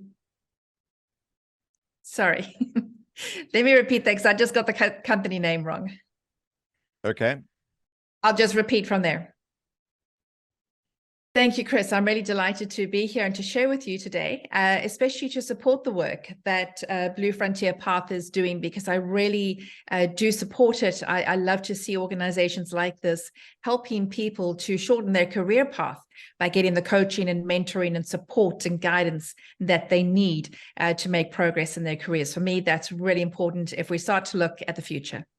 I really agree with you there, Charlotte, because there's so many people, particularly in South Africa, where we're almost trying to play catch up with education. And here there are so many people who are trying to balance a life, family demands, financial pressures, etc., with getting themselves qualified. So the idea of somebody helping in the mentoring sense, in other words, coming alongside another person and help them achieve, I couldn't agree with you more. How important is that job? Charlotte, tell us a little bit about yourself. Give us a little bit of background and maybe a bit of an insight into what you're doing at the moment in the business space. Oh, thank you. All right. So I sort of started off in the training space many years ago in services. And I found myself helping my colleagues to understand the software that we were using or the products that our company was selling. And that evolved in the first real company that I worked for, creating a training department. And I was the first person moved into that training department. And for me, it has always been gratifying to know that there is knowledge and insight and wisdom that is somewhere or in somebody's head, and that we can find a way to transmit that to somebody else. So it's not wasted just being held in one person's head, but everyone gets to benefit from it. So for me, this is really important. My own career then evolved into becoming a professional speaker. And in that whole professional speaking space, of course, we do coaching and facilitating and sometimes consulting work and training and mentoring and coaching as well. So there's a whole kind of package, again, really focused on transmitting knowledge, insight, wisdom from one person to hopefully to many people. So I support any organizations that I find like that. And then in my own career path, I actually went back to a career guidance counselor. I sat with someone saying, this is where my career is. And it's nice, but I'd like to do more. I'd like to be more invested in what I'm doing. And I want what I'm doing and spending my life in to have a benefit beyond the next, next quarter in an organization. So we explored a whole lot of concepts together and eventually came up discovering that there are lots of studies and academic qualifications you can now get to become a futurist. And for me, that was like coming home, because everything that I've explored in my life really has been to that. So now that's what I want to share with people. How do we all look at the future and prepare ourselves the best way so that we get more out of the future and that we're not always trying to catch up?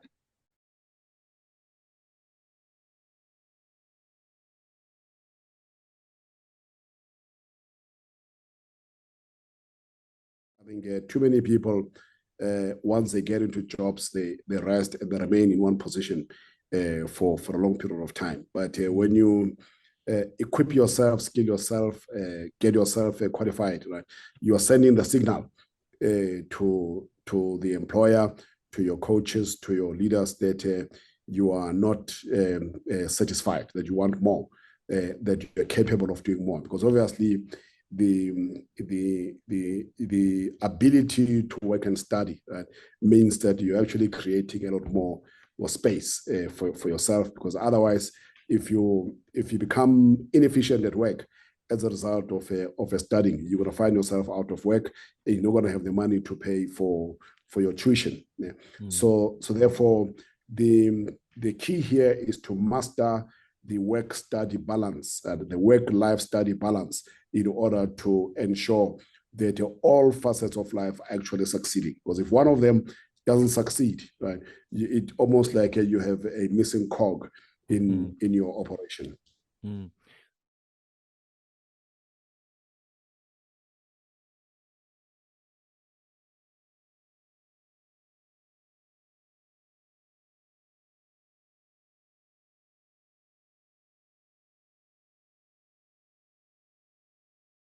Well, hello, everybody. This is Chris Voisey. I'm acting as a voice coach and an interviewer on behalf of the Blue Frontier Path Online Academy. And we're very excited today to have with us Professor Niels van Heerden, who we're going to just get some ideas from as regards higher education and what we need to be doing to do our best in that field. So Professor Niels van Heerden has been a professor of marketing at the Tshwane University of Technology for some time, since 2009. And before that, he was with the University of Pretoria, Tukkies, as it was known back in the day, and he was a professor of marketing there. So Niels, a very big welcome to you, and thank you so much for joining us today. And I would like to invite you to maybe just tell us a little bit about yourself, your background, how you got to where you were in the academic field. Can you fill us in a little bit on who Professor Niels van Heerden is? Good afternoon, Chris, and hello to everybody. Just to make a long story short, I retired at the end of 2022 two as a research professor at Tshwane University of Technology.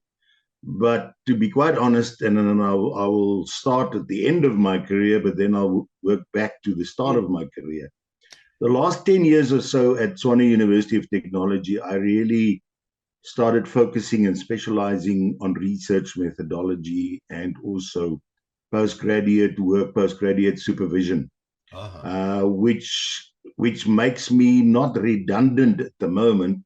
I can still be very useful to anybody who wants to dabble in research or to progress in terms of knowledge for the next number of years. So, but let me start. When I was at school, I was very interested in sport. I was in a boys' school in Johannesburg, Help Mekaar Hoërseun School. Now it's a private school, Help Mekaar College. The other day we had a sort of an alumni association. They said, we don't need your money, we just need your networking and we need your skills. So that's what my life was all about, is networking. So after school, doing military training, which we had to do, I then started studying at Pretoria University. I was good at science and maths and chemistry at school. But after my first year, I said to myself, I'm not an engineer. I just did not have the aptitude for an engineer. So I started studying BSc, but I got very involved in varsity media and varsity marketing. So I became the manager of the varsity newspaper. After a few years, I wrote a column on sport. I participated and represented the University of Pretoria in these sporting codes. And my residents, we played in league sport, and I participated in 9 different sporting codes. That is if you include chess. But we did have a very active chess league. So I was very involved in sport. But then after completing my, of all things, BSc Agricultural Economics degree, I got a part-time position at the university's public relations department because of my interest at the newspaper and media marketing. So I got a part-time position there just to make up just to complete my last year. But then it became a permanent position. And so my career at University of Pretoria started in the public relations division. But then I said to myself, but I'm now involved in marketing. So I started postgraduate studies in marketing at Pretoria University. And then eventually, because of my love for sport, I did the first ever doctorate in sport marketing and sport sponsorship in South Africa, but that was decades ago. So that really I made a diversion from, I thought I was very good at maths and science and chemistry, to sport marketing and marketing per se. So I became also then later on a lecturer, and I moved up from junior lecturer up to associate professor at Pretoria University. And then my main field was marketing, but I also developed this, and I started the first ever postgraduate course in sport marketing at Pretoria University. And I can say that 2 of my students at that stage are 2 very, very high profile sponsorship managers. The one is the sponsorship manager of Vodacom, and the other one is the sponsorship manager at Nedbank. So that was for me a huge turnaround in my career. But then a position was then advertised at Tshwane University of Technology. That was 2009. And the position there was for the head of department. And it was a huge department, which suited me like a glove. It was the Department of Marketing, Logistics, and Sport Management. So for me, that was a very nice angle, the marketing and the sport management. And I held that position for a number of years. But then in the postgraduate situation, I then started getting involved, either if they needed someone to supervise or to to present seminars on research methodology and research design, how to do a literature review, how to write a proposal. My hand usually was up and nobody else wanted to do it. And that's where I then sort of diverted away from academia. I left the position as head of marketing after 7 years because I wanted to be more involved. So I do have a very lucrative research career as well in terms of publishing. I was at the top, in the top 15 at TUT in terms of output. But then I said to myself, but I must spread my wings. So I started also doing mentoring and tutoring and postgraduate supervision for students at the Tshwane Business School. But it's the name is the Tshwane School for Business and Society. So I also supervised a number of doctorates there. And then close to my retirement, I also did some short courses on particular methodologies. Mixed methods research is one of my fields of expertise. I'm not the greatest scientist in terms of that, but I know my way around. I can supervise any student who wants to conduct a mixed methods research design. And then at the end of my retirement, I said to myself, well, where will I now go to? So I've now been involved at Stadio Higher Education as well. And what fits me again as a glove, so I'm very fortunate. What fits me as a glove is that I started offering a bridging program for students who have the potential to do a doctorate, but they might not have done a master's degree at a university where they get accepted into doctorate programs. So this bridging program is for students who does not, for a student who does not really know how to compile a high quality research proposal, and this is now what I'm doing there. And then they also asked me to develop a bridging program for students who complete a postgraduate diploma at, now it's a new sort of a new qualification in South Africa, where they did not have research as a subject. So the bridging program, and I'll be running that next year, is a bridging program for students who would like to enroll for a master's degree, but they do not have any research knowledge. So that bridging program is then ideally suited for them. And then a third thing that I'm working on at the moment is, if we look at the requirements that the Department of Higher Education and Training, we do not deliver enough doctorates. But who will supervise all of these doctoral students? So I'm also working on it sounds perhaps a bit snobbish, but it's not a snob product, license to supervise. So young and up and coming academics at any university, and by the way, it's all online, so it's also open for any student anywhere in the world. But we do focus on, obviously, on Southern Africa, South Africa, Southern Africa. Currently, I have a few students from Namibia, to also then empower young emerging scientists who would say, but look, as part of your job, you have to supervise postgraduate students, and you also have to publish Okay. Research in front of undergraduate classes. And that's perhaps one of the reasons I was very good at undergraduate classes. I could clown, I could get the students to perform, do presentations even on first and second year level, third year level at the university. But it became a bit of a overload to have full undergraduate classes, and we have to develop new subjects, new curricula, and also do postgraduate, and also supervise. And then there's the admin, having to sit in meetings. That was when I became head of the department at TUT. The meetings was just endless. So the dean then and myself made a deal. I will then move out of the way, and I will then be a research professor so that I can mentor I could mentor all. This is now management sciences.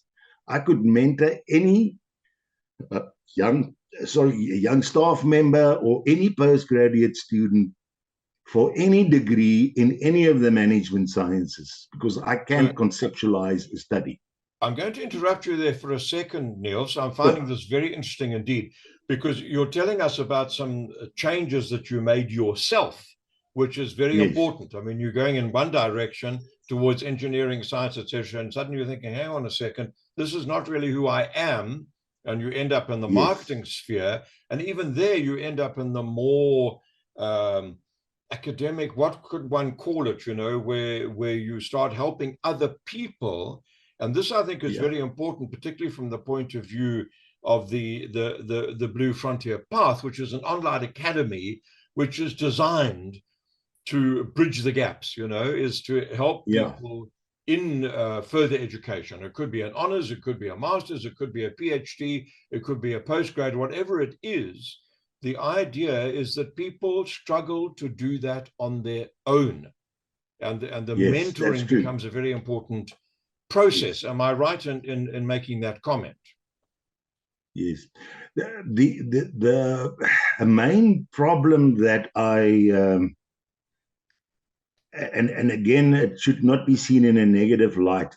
The young and up and coming supervisors, when they grow through the ranks, now they have to start supervising master students. Their own research knowledge is not exactly where it should be on the level. So now then older people retire and they leave the institution, then they have to take over. So for me, that was my first priority, were the young, up and coming and rising stars in academia, to get their own studies into place, but also to make sure, and this is one of the problems in supervision, which I see, and I've done external examination for a number of universities, that it's often clear that the student was supervised by somebody who did not have the basics in terms of particular research themes. I've just seen too many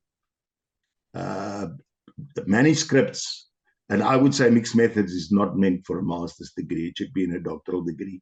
That I've seen mixed method studies on doctorate level landing in my inbox to assess, or to examine, and then I can see, but the supervisor was not capable enough to guide the student in terms of the intricacies of what is necessary in mixed methods. Another huge problem that we have is that everybody now wants to do qualitative research because they think, it's easy to do 15 interviews. But you have to extract the richness from 15 or 20 interviews to really make a contribution. So I have a repository, I have material, I have learning programs, I have tools that if somebody comes to me and says, I just don't know, where do I start with a literature review?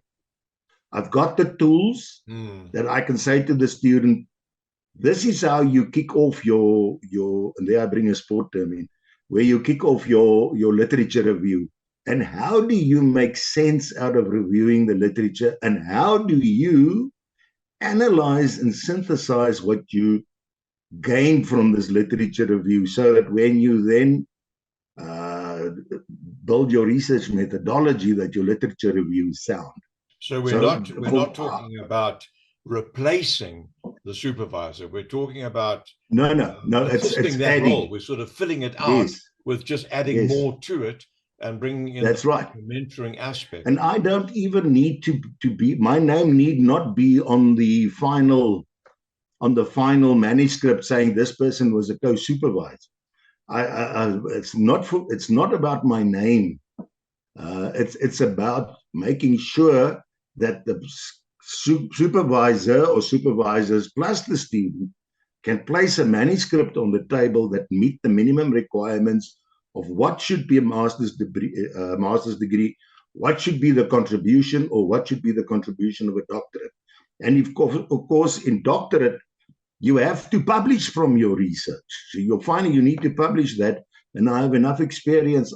I can take anybody's manuscript and I can, how can I say, I can dissect the golden thread in the document, and I can advise this is the line that you need to follow to be able to publish a paper, either at a conference or in a top quality journal. So it's multi-pronged.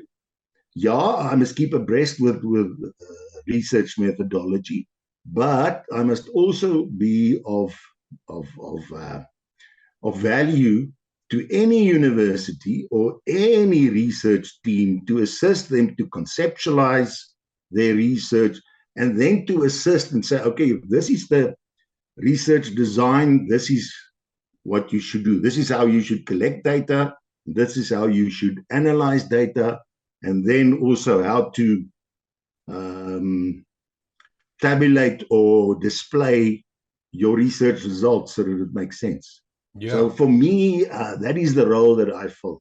Excellent. Okay. Well, thank you very much to Professor Niels van Heerden for giving us a very good look at the role, because obviously we're talking about a lot of people in our country who are trying to upskill themselves, upgrade themselves in terms of education and having the right qualifications. And this is a very important aspect. And I think the Blue Frontier Path is trying to play that role where they can step in and assist people by having people of your kind of caliber amongst their advisors to help people put together the right kind of thesis or whatever work is required, as you say, maybe publication work, whatever it is. So thank you very much indeed, Niels. Any last comment you would like to make? Give us a message to all those people out there trying to get that work done. In a sporting term, Nike's slogan is just do it. Yeah.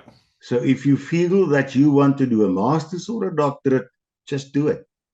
But make sure that your institution is a serious institution and that you will get the support that is needed to assist you to help.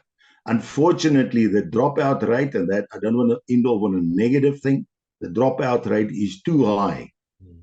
They say only 10 to 15% of students who enroll for a doctorate eventually walk with their red gown on the stage and they capped on their head and they are now called doctor. Yeah, that's a brilliant point, but at least one can offer whatever support and help we can find to make sure that they do walk on that stage with that red gown. Very many thanks to Professor Niels van Heerden and to all of our listeners and viewers. We hope that that has been of some use to you. Thank you very much. I sincerely appreciate it. Thank you so much.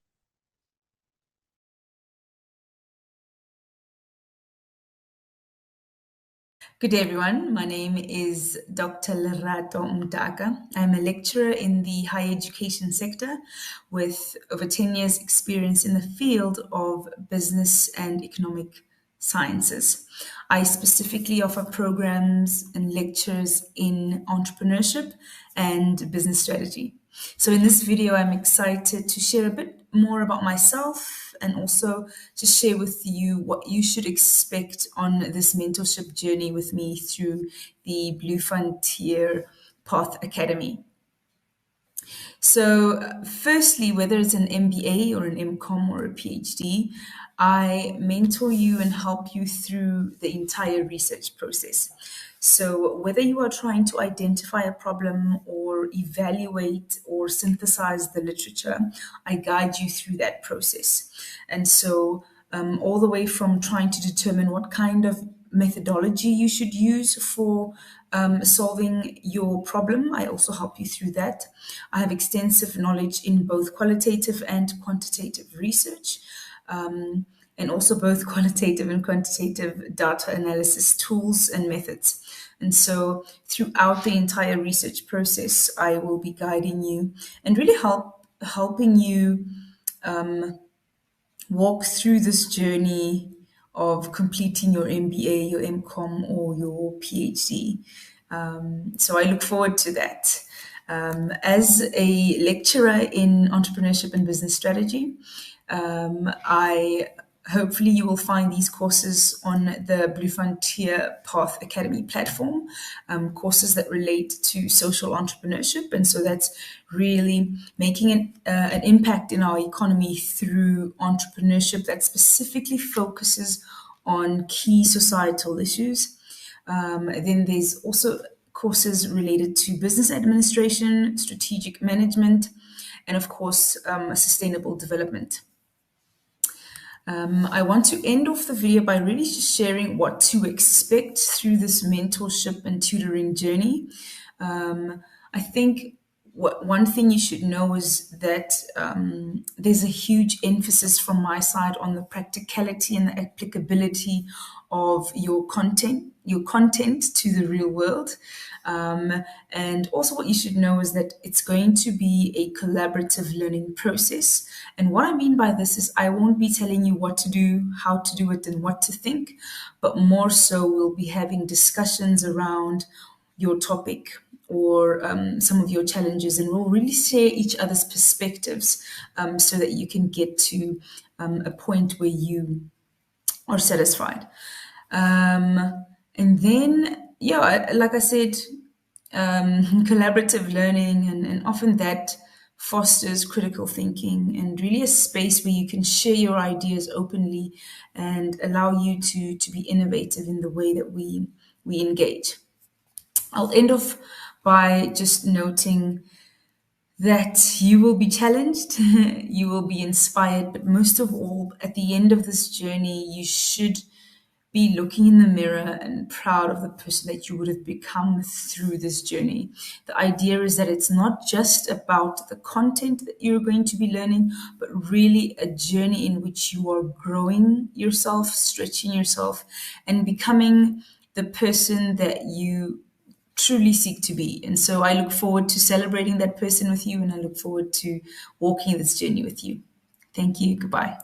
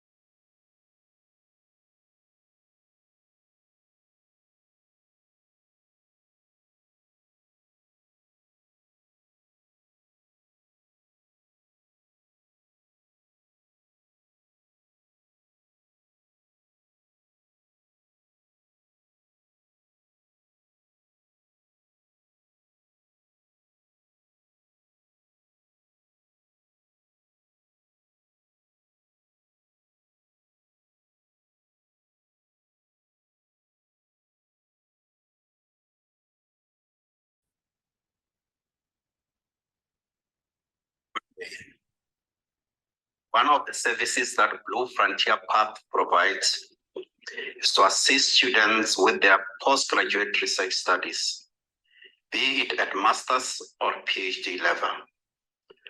Blue Frontier Path is a team of professionals who are experts in conducting research. They assist students by guiding them through the research process. One of the focus is assisting students who are conducting quantitative research. This is an approach that is fast, focused, scientific, and relatable. The speed and efficiency of quantitative research methods are attractive to many researchers. For data collection, many of the quantitative studies make use of surveys in the form of questionnaires. The team of professionals at Blue Frontier Path assist students with questionnaire design and linking questionnaire items with the research objectives. They also assist students with data analysis, interpretation of results, and the write-up of the findings.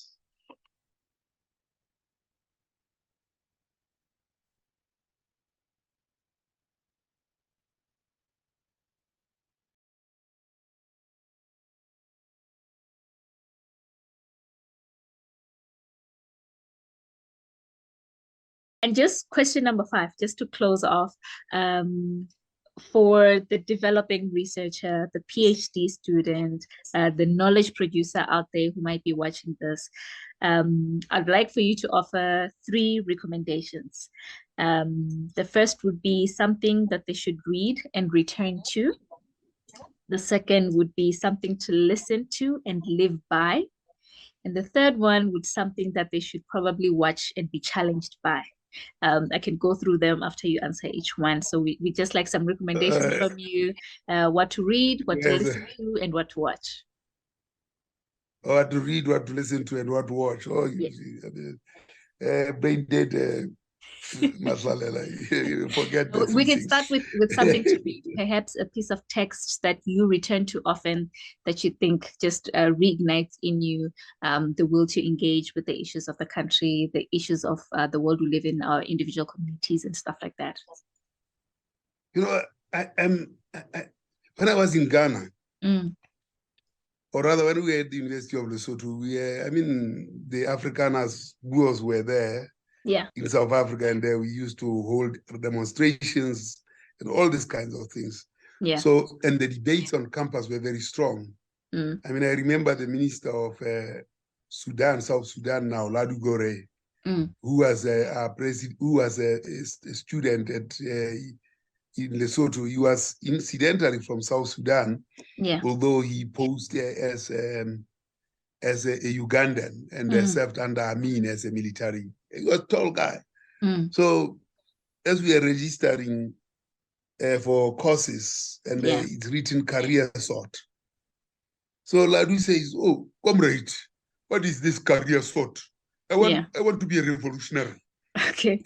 That's all. I mean, this career sort I don't understand. I want to be a revolutionary. Yeah.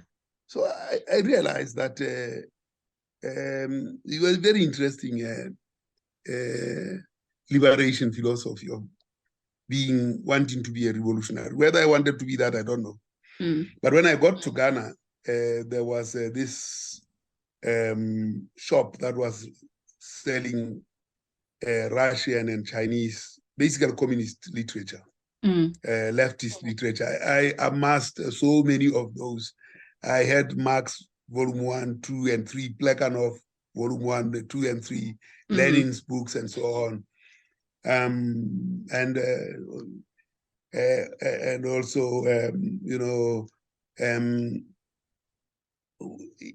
books by the guys from Southeast Asia, from India, so this was very inspiring. I bought them and they were cheap, Yeah. So I all the time go back to Karl Marx. Okay. And I read him and read him in relation to information technology. Okay. And he explains and describes, you know, our current situation. Yeah. That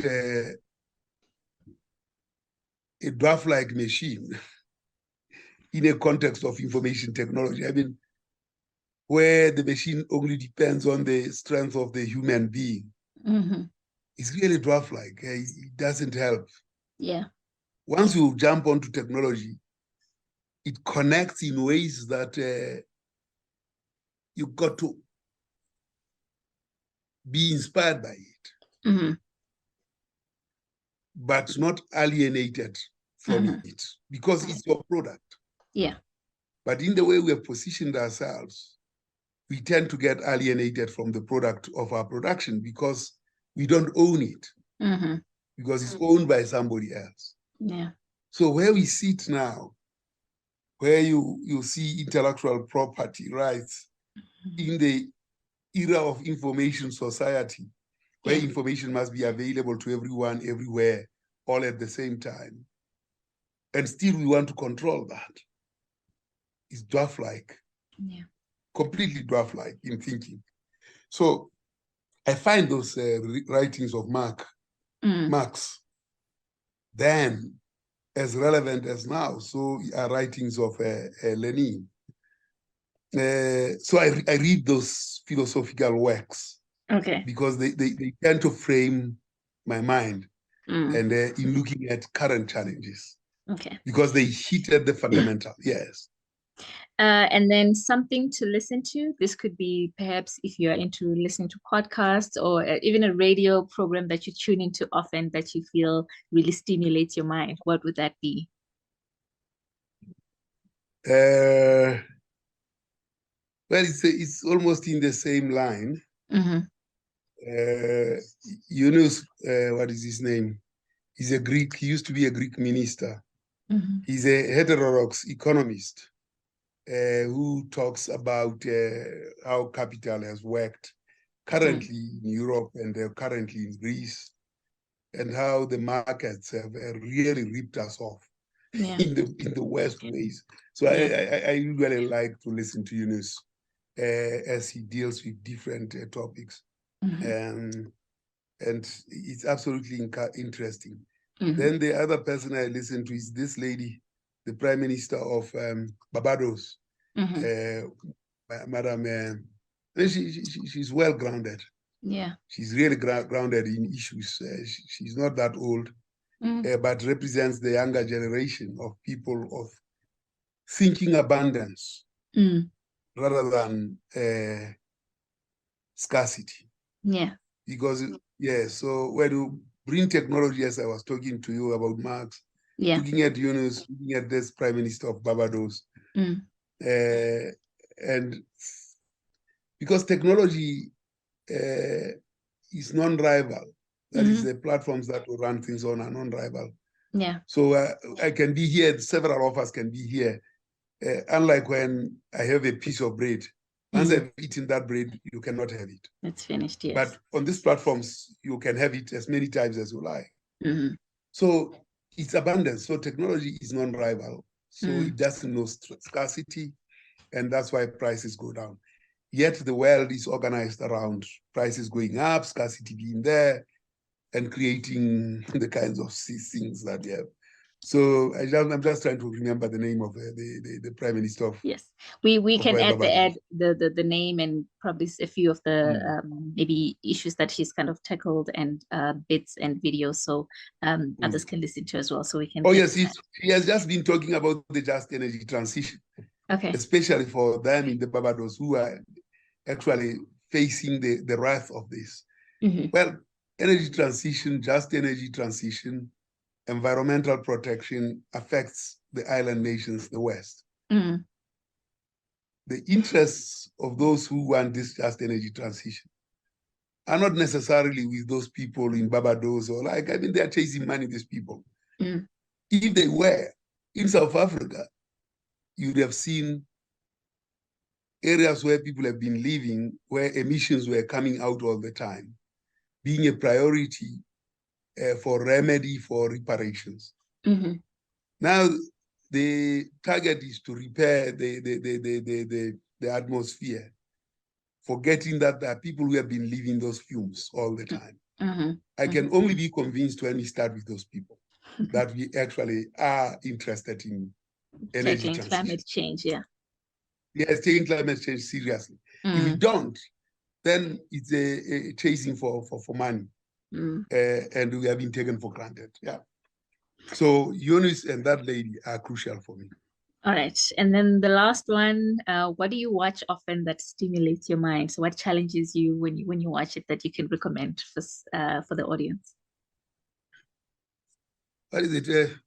When I look at my chickens or at my rabbits. And for those who don't have chickens and rabbits? I don't know what they will do, but I really think that you need to watch animals. Yeah. Because they have something in them that tells the story. I mean, you look at the rooster there are so many other roosters in there. But the main rooster chases all these others. Yeah. When there's so much plenty for it. So are the rabbits. I mean, there's this master rabbit that does all. I mean, I have 50 female ones, and then this one, it just chases any little male that tries. So you come back and look at our politics. And so we have roosters and male rabbits here. And male rabbits, yeah. Yeah. So I guess for anyone without a farm or just some live animal and livestock, perhaps the Animal Channel is what you should be paying more attention to. Well, I enjoy looking at these ones that are here because I see their behavior. And I say, my God. No, go ahead. Yeah, so it's a problem, and it's a problem in our economic system that we have created so much poverty. Yeah. In similar ways as the rabbit or the kuna chases everybody when there's so much plenty. Yeah. All right. Thank you so much. That is, as I promised, the end of our 5 questions. You've given us plenty to think about, plenty to reflect upon, and many things that we should kind of look out for, not just in our own lives, within our studies, within our environment, but within the country and the world as well. I just want to thank you for taking the time and for being with us on the BFP platform. We were really glad, and we are better for having you on the platform. No, thank you very much for inviting me. All right.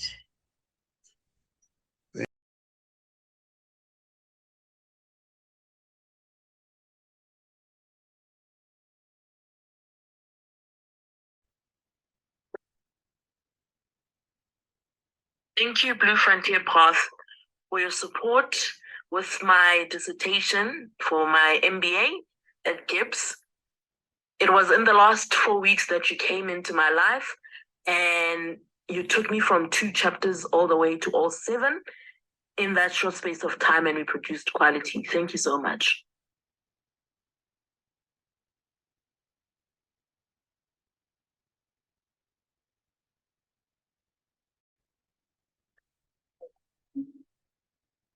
I've reached out to Blue Frontier Path because of my ambition to take on a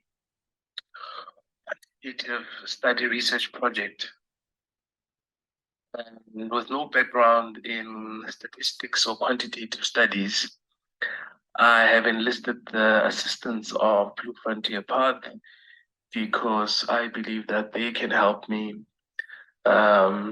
be able to cross over and actually graduate.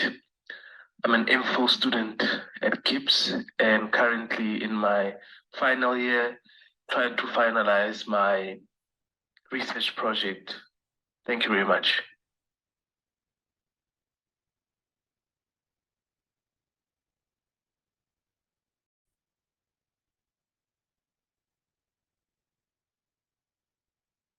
Okay, I'm an MPhil student at Gibbs, currently finalizing my studies. I've engaged the professionals at Blue Frontier Path to sort of coach me so that I can complete my dissertation. Time Bank, with its more money time interest, has sort of given me a breather in terms of the cash flow management from my end, with times being tough and the budget being constrained. Now with Time Bank, I have an opportunity to make my payments for the services of the Blue Frontier Path professionals without necessarily worrying about the interest, as it is an interest-free facility. So thank you very much to Time Bank's More Time for easing my cash flow constraints. Thank you.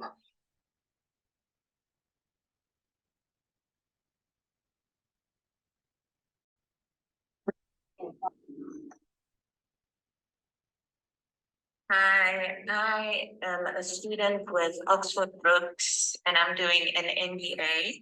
Last year, I reached out to Blue Frontier Path for support with my accounting module, and they assisted me very much. My tutor took time to make sure that I understood the concepts and I was ready for my exams, and I appreciate the help they gave me. And I would like to say thank you to them. I passed my accounting module and I was very happy. Thank you.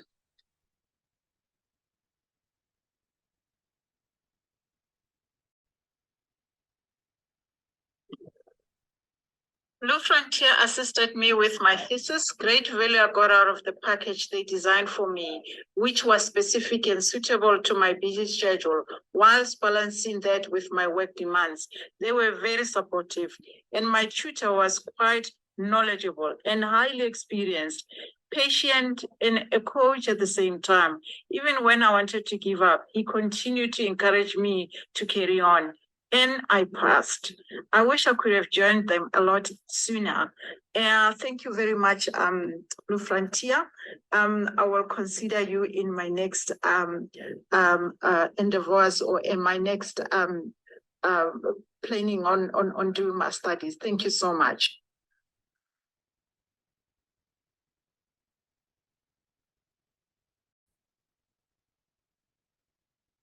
Good day. I'm an MPhil student at GIBS, currently busy with my dissertation. With time being very tight in terms of the program demands and those outside GIBS, the Blue Frontier Path platform is assisting me a lot in terms of structuring my submissions from the proposal right up to the final research project. The frameworks that they provide are very much aligned to the requirements of GIBS and with some added value advice, which basically puts one well above par and provides an opportunity to earn those extra marks. Without their assistance, navigating through the research project would be a very steep mountain to climb.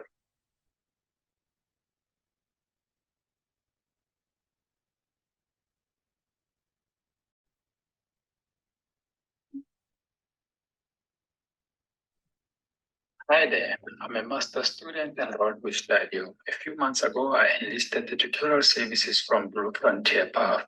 They have assisted me with choosing and finalizing my research topic. I'm currently working with my tutor to review and finalize my research proposal for submission. Blue Frontier Path tutors are both professional and knowledgeable. They always go an extra mile to ensure that they take the pressure off their clients' shoulders.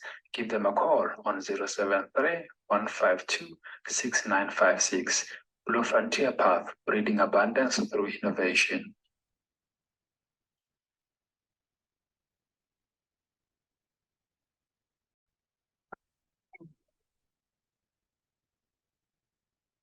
I've been at Menkosa doing my honors degree in marketing.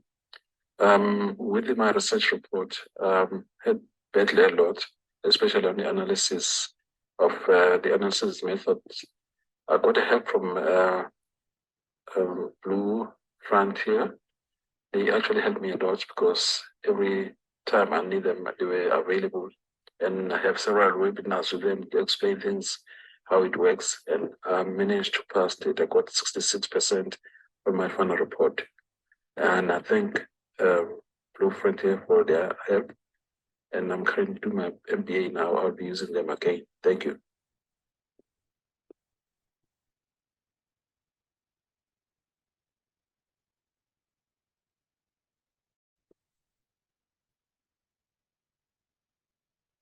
I am an MBA student with Mencosa. At the moment, Blue Frontier is assisting me with chapter 4 of my research, which is dealing with data analysis. They believe in quality, flexible time, and package that everyone can afford. Thank you.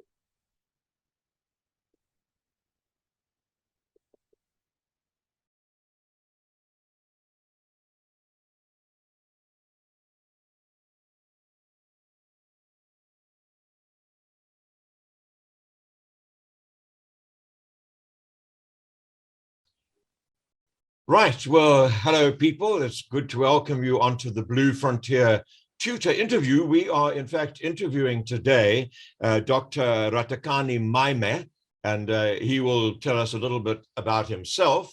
But I just wanted to kick off by saying, obviously, you know why we exist. The Blue Frontier Academy exists to help people with their studies at various levels. And we can help people doing an MBA, we can help people doing a doctoral thesis, we can help people doing matric maths. We exist to help people achieve their goals, achieve their dreams in education. Obviously, education is not easy these days. Many people are trying to get qualified at a time in their lives when they still have other challenges, other things they're trying to do. And we are here as an organization to assist. We are here to mentor or help people in whatever way we can. So, Dr. Maime, it's great to have you with us today. And that's just by way of an introduction. And I thought we might try to address a couple of those points in relation to yourself. So won't you tell us something about you, about Dr. Maime, what your background is and where you come from? Thank you very much, Mr. Chris. I am Dr. Maime. My full name is Ratakani Baptista Maime. My professional background is in the academia mainly. I have an experience in lecturing in the fields of accounting, information systems, and ultimately the one that I am still doing now is that of supervision at honors and masters and in the doctoral levels of studies. That's my, in a nutshell, my academic background. I have a master's qualification in business administration, where I focus on an extensive research in management information systems within the context of passport processing. And then I pursued my PhD study within the same stream of business admin, but there my focus was mainly on financial benefits. I was developing a framework for measuring the financial benefits of web technologies, this time within the context of institutions of higher learning. And then I have some background in the corporate, although because of my love for the academics, I spent most of my time in the academia. I'm currently pursuing within my professional the professional world. I'm a director of a new research company called Jetbo Research Consulting. And again, for my love for the academics and helping students and all of that, then I finally joined the Blue Frontier path. Well, I'm a father of two boys. And okay. I have a wife and two boys. All right, that's cool. Not two wives and one boy, a wife and two boys. Well, it's wonderful to have you with us, Dr. Maime. Am I saying that correctly? Maime? Definitely. Brilliant. It's really nice. And thank you for that introduction. So obviously, the whole thing of academia is what drives you, both for your own achievement and also for helping other people achieve the sort of academic goals or dreams that they might have. Definitely. That's brilliant. And you obviously come very well qualified to do that. So you, as you said, your goal is to help people through Blue Frontier to actually achieve that. I didn't introduce myself, for which I apologize, but my name is Chris Voisey, and I am actually a communication presentation skills tutor. So my job, what I have a passion about, is helping people express themselves confidently, so that once people have the information, they can put that information across. And we're very similar in that I also have, a real dream to help people do that. Very often we can, I'm sure you might agree, we can gather a lot of information, we can have a lot of academic knowledge, but then we've still got to put our ideas across to other people. Definitely. Yeah. Definitely. And sometimes we don't always have the skill to do that. Yeah, that's sometimes quite a challenge. Dr. Mayimi, just tell me a little bit. Obviously, you will be working a lot with research students or students who are busy with a thesis or trying to get something of that nature together. Why do people defer this? Why do so many people give up in some ways on their studies, actually at many levels, but at the level that you would be experienced with? Okay, thank you very much. Well, in my experience, I think research is a highly technical field. It's not one that you can just tackle through the textbook, going through some theory and then applying it. And mostly it sounds very overwhelming for someone who comes into that world, and for someone who's new in that specific field. It's very difficult for them to grapple with some of the technical aspects of the field itself. It's new. I mean, no one goes into the academia most of the time expecting or knowing that there will be something called research that they have to do. As much as we expect many other things. And every time when someone asks or hears about research, they always have the question of what is it and what is it about? So I think it's a very new field, so much that even people in the academia themselves, there are very few researchers, even within the academia. By virtue of being an academic, it does not make one a researcher. In fact, many academics are not researchers in any way, and they don't even come any close to doing research.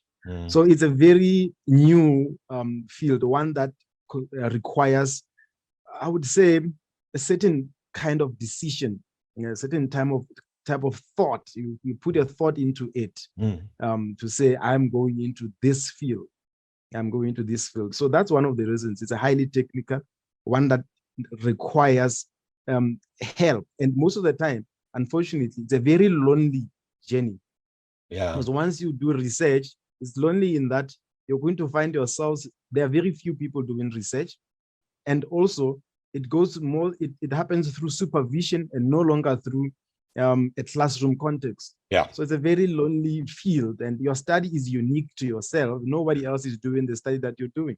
So it's very lonely. So it requires a certain level of agility and strength to do that type of to endeavor into that kind of study. Well, remember, over and above all this, there's commitments, there's family commitments, and the people find it very overwhelming. Some people, even though they have family commitments, you may find that at least they are within a classroom environment, they have other people to discuss with and all of that. But on this journey where very few people have an experience in, there's no one to really discuss with. And only you and your supervisor, and you meet with your supervisor once in a while. So I would say, generally speaking, that's the main challenge. That's the main challenge. I find that very interesting, and I think it is absolutely true what you are saying. It is a lonely journey, and very often you are expected just to get on with it. When you think of, we leave school with a matric, and then I know when I left school, which is a long time ago, I'm a lot younger than you are, but when I left school long time ago, and I decided I wanted to go to university and get a degree, the jump between school and just university at undergrad level, just getting a BA in English and philosophy, which was the degree I was going for and achieved at UKZN, the jump between the way that you study the way that you think about studying between school and university is a big jump. So, you know, suddenly you are expected now, you don't get fed things, you don't get given things. You are thrown into a situation where essentially university is saying, well, use your brain. You think, work this out for yourself. That is very often difficult to do because we haven't really been taught how to do that. Would you agree with that? I think that's part of what you're saying. Definitely, I agree with you. I agree with you. There's two ways to it. You are right in that there's very little to no preparation for you to come to that level of independence. Yeah. On the other side, it should be expected that at that level, an individual should be prepared, and for one to decide to go that route to do, for example, an honors and a master's study, they should have developed a certain level of responsibility and independence. And in fact, most of the time, that's what it tests more than anything else. The level of independence in studying, the level of your ability to push yourself. But at the end of the day, are you prepared for it? You should have prepared yourself for it, but you should have also been prepared for it by your institution, so that at the end of the day, that's why you don't find a lot of people willing to pursue that route. There's very little preparation from an institutional perspective, as much as on the other side, it is an individual's responsibility. But preparation would have really done a bit of work in assisting students to develop that kind of confidence and ability to make such a decision. Fantastic. So for the students, the people at whatever level who are watching this video and watching your interview, what we're trying to say is they can, you will enable them to start thinking for themselves, to start taking responsibility for the learning that they will be undertaking, and you will be helping them in that process. Yes. It's in this type of journey, you do need someone to take you by the hand. Yeah. And you do need someone to help you walk your journey, which is a unique journey, a different journey from anybody else's journey. Yeah. And you need someone who understands your particular challenge, your particular goals. And that is why it cannot be tackled in the same general way in which you tackle a classroom environment. You're being discipled, if I was to use that language. You are an individual who is being discipled into your specific the peak of your academic journey and purpose. And so so what we do is precisely that, to meet your particular needs, to relate the research concepts and process to what you are doing specifically, so that we take you out. There's a need for general knowledge, but there's also a need for knowledge to be applied to your specific need. And if that can be done, then you are off to go. Yeah. So we understand that the challenge mainly is you do not understand, one, you don't have the general knowledge of the field. Two, you do not even know then how you can apply that to your specific context, to your specific need, to your specific research. And anyway, research is very broad, and there's too many concepts, and no one has the ability to understand what those concepts are and how they can apply them to their specific need. And that's where we come in, to make it bearable for you. Well, that's fantastic to hear. Thank you very much, Dr. Ratakani Maime. It's very good to speak to you and to hear that. I personally think that is so encouraging I've been in the teaching field a long time, and to hear the way that Dr. Maime is talking about assisting and helping people, taking your hand, enabling you to think in the right way, to investigate in the right way. So I just want to say to any learners, students, people out there, if you're feeling like you're at the end of your rope, you just don't know where else to go, this is why this organization exists, and why people like Dr. Maime, myself, many other tutors who belong to the Blue Frontier Online Academy can help you. So if you're feeling distressed, if you're feeling emotionally distraught about your studies, please contact us and see what it is that we can do and how we can help you get to the next step in coping with handling successfully your studies, whatever they might be. So, Dr. Maime, thank you very much indeed for being with us today. It's really good to talk to you, and we're very happy that you are on board at the Blue Frontier Academy. Much appreciated, sir. I'm glad to be part of the team. Thank you very much.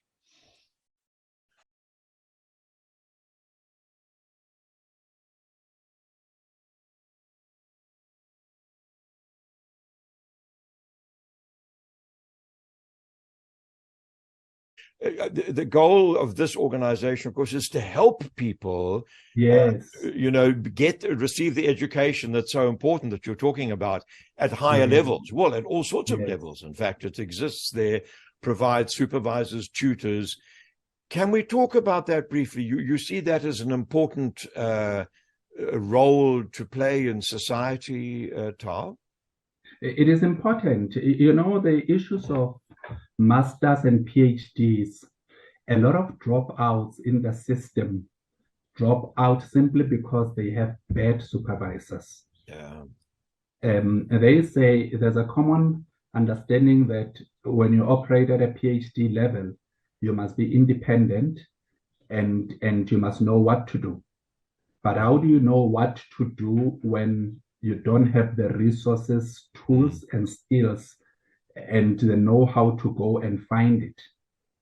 So because there's no support, or the support system is mediocre, you get people dropping out. Yeah. So the quality of your supervisor assists you to get there, and organizations of this nature are very important in the educational discourse, because currently South Africa as a country, we lack research capability. If you contrast South Africa to your United Kingdom, half the time UK has a dark cloud, it's cloudy, they're indoors. So what do? They research, they innovate. South Africa, emerging economy, you need researchers, you need bright minds, you need people to go out there and take us to the 5th, 6th, and 10th economy. And so I applaud this organization for what they're doing. That's absolutely wonderful. We're going to have to stop there. We're running out of time. It's really good to have spoken to you, Dr. Motsepe. Very interesting to hear about your background and your views, and very excited to have you part of this academy, which aims to support people in precisely what you're saying, is hanging in there and getting those qualifications that our country and our society so desperately needs. So thank you very much indeed for being with us, and we look forward to hearing more from you in the future.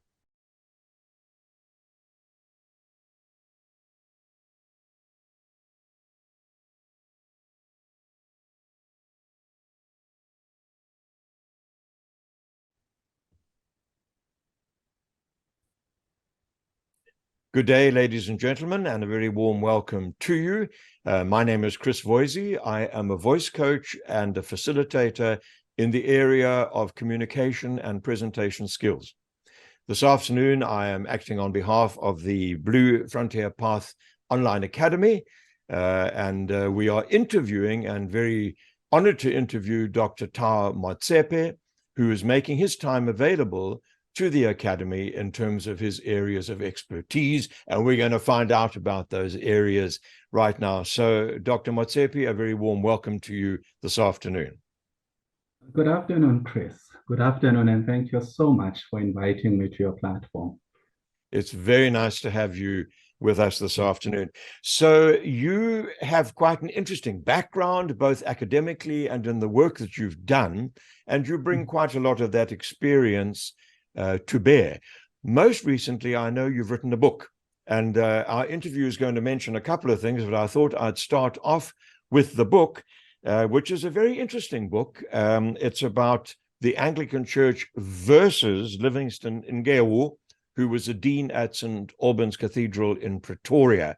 I am Anglican myself, as it so happens, and have spent many times in the Anglican Church. I play the organ and the piano, so I have been involved in music, church music, for many years, not only in the Anglican Church, but also in the Methodist Church where I grew up. But that's not important. What's important is your book. So can you tell us, this is the church versus Livingstone Ngewu. So that immediately tells us something has been not quite right there. Tal, please fill us in a little bit on the basic synopsis of the book. You see, what you missed is the subtitle of the book, Unholy Wars. That's when priests and bishops and parishioners are fighting all over the place, going to court. In certain instances, actually exchanging fist fights in the church. That's the basis of the book. I don't want to say much about the book, except to say that it shows you the other side of the church. You know, we go out there to pray, only to find that our leaders actually have ulterior motives and have a different way of dealing with issues.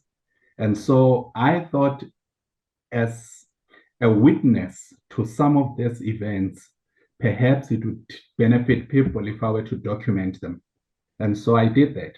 And that came actually from my experience as a researcher.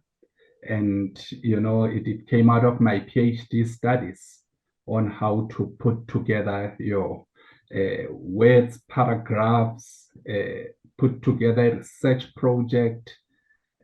Because if you go through the book, it's a culmination of, I wrote it 10 years after the fact, but it's underpinned by documentation and evidence. So your PhD has been in that field of research and documenting things. Am I correct in saying that? Yes. You remember, in terms of a PhD, you'd have to go through different chapters. My PhD is in philosophy, so they will tell you that it's a Doctor of Philosophy in Business Management. So when you do a PhD, especially in philosophy, they tell you that you have to be so strong in research and in finding different academic influences that will lead you to conclude this project. Yeah. And so I suppose I just took it from PhD and put together now a book that dealt with day-to-day experiences. Yes. I find it very interesting because, you know, obviously the church is full of human beings. We'd like to think that maybe it's full of angels, but it's not, you know, it's full of fallen angels. So, and in a way, the book itself focuses on where leadership has gone wrong. And, you know, my feeling is that in the world today, leadership has gone wrong in so many cases. We look around the world and, you know, the spotlight has been on leadership. And really, sometimes we look at leadership and we find it wanting. We find that leadership is not what maybe it used to be. What is your feeling about that? You know, incidentally, I agree with you. And there's I think, a paragraph or two in my book dealing with exactly that, where I say that organizations are a reflection of the society within which they exist. Yeah. And I'll give you an example. You know, Dean Ngewu, the subject of the book, was at some point a rector of College of Transfiguration, that's the Anglican College for priests. Okay. And he says, in a particular year, all his students were drunkards. Sure. Those are young seminarians who aspired to be priests. And bishops called him to a meeting, and he said to them, you know, we must actually investigate where they all come from. I'm sure their communities were drunkards, and they're still drunkards. That's why they are like this here. Now you want me to tell them. And so that's the The church is trying to come up with a different and a higher moral standard, but because its members are from the community, you actually have to go down and change the community, and then you'll have a different church. Perhaps, let's change the scales. I mean, yeah, I agree with you so much. The church, in a way, as an organization or a body, is trying to call us to a higher standard, as it were, to doing whatever we do better, to do whatever it is that we do to a higher level. And in many cases in society, we have failed to do that, and we almost need to re-grasp that concept of doing something to our best ability, simply because a superior power expects it of us. Of course. And another thing you must look into is that, remember, we select the brightest among ourselves and those better enlightened among ourselves to take to college and university trainers, leaders, church leaders. Chances are some of them unable to change. Yeah. Or when they get up there, the trappings of positions and the respect that ordinary people give them actually tense them. They forget that actually we are supposed to be a higher moral authority to lead these people. Yeah. And so you have a collapse of governance, a collapse of systems, collapse of processes, and collapse of anything and everything that can collapse. And part of it is because we enable it. Yeah, absolutely. So, Tao, if we look at your academic journey, has this been an interest of yours for some time? Give us a little bit of a picture of where did you start originally? What is your original qualification, if I may ask, and area of interest and expertise? Chris, there's a school out in Hamnakau. It's called Tsoho High School. Tsoho High School is you could call it the Hilton of Pretoria, the Hilton College of Pretoria. Yeah. And there you have the president of South African Netball Association studied there, the president of CAF, Confederation of African Football, studied there. A lot of CEOs in South Africa of major blue chip companies studied at Tsoho High School. That's where I also did my high school. I hold a degree in accounting and an honors degree. I hold a master's of business administration in international finance and business management from University of Natal, and my PhD is actually from the University of Northwest Potchefstroom. So I'm an accountant by profession. Right. That's the first thing. Yeah. I'm in my final year of a Bachelor of Law degree. That's a contradiction.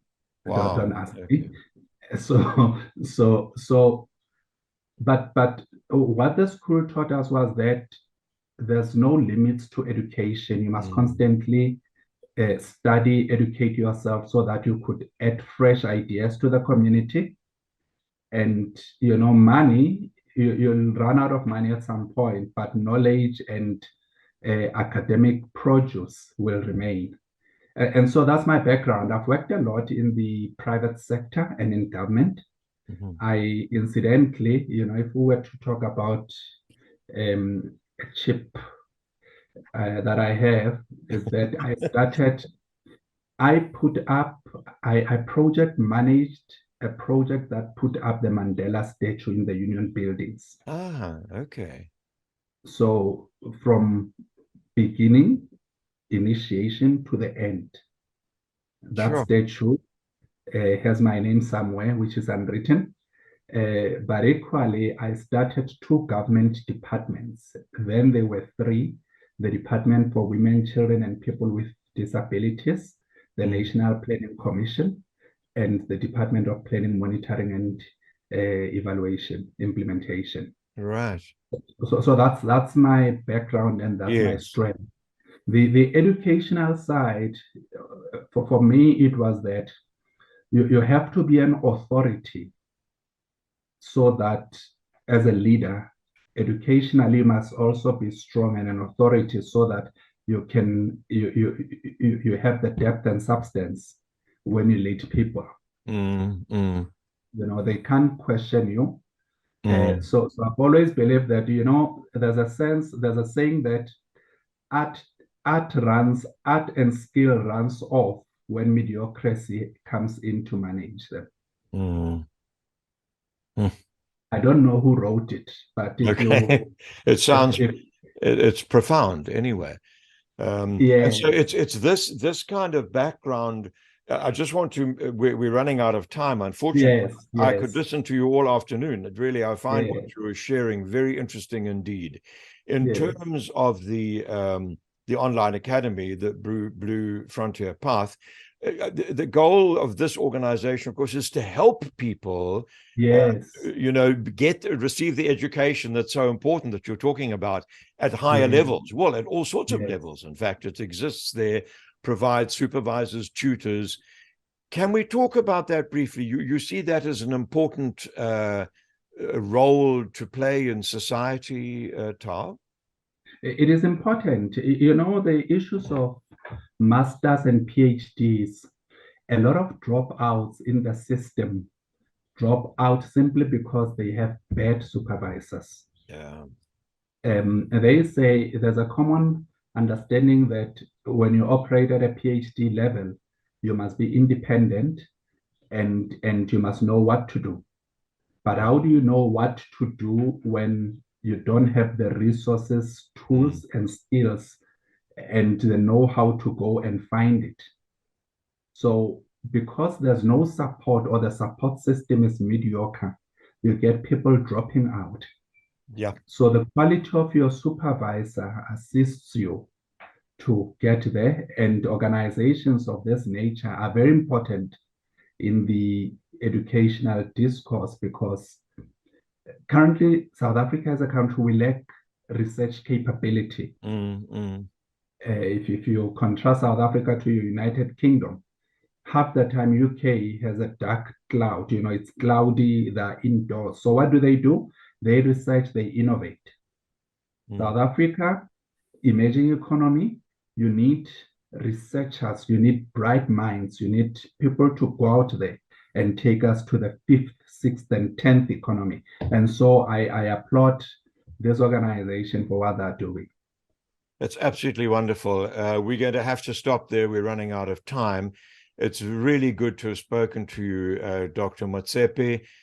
Very interesting to hear about your background and your views, and very excited to have you part of this academy, which aims to support people in precisely what you're saying, is hanging in there and getting those qualifications that our country and our society so desperately needs. So thank you very much indeed for being with us, and we look forward to hearing more from you in the future. Thank you so much, Chris, and thank you. Have a great one. You too. Thanks a lot. Ciao, ciao. Bye.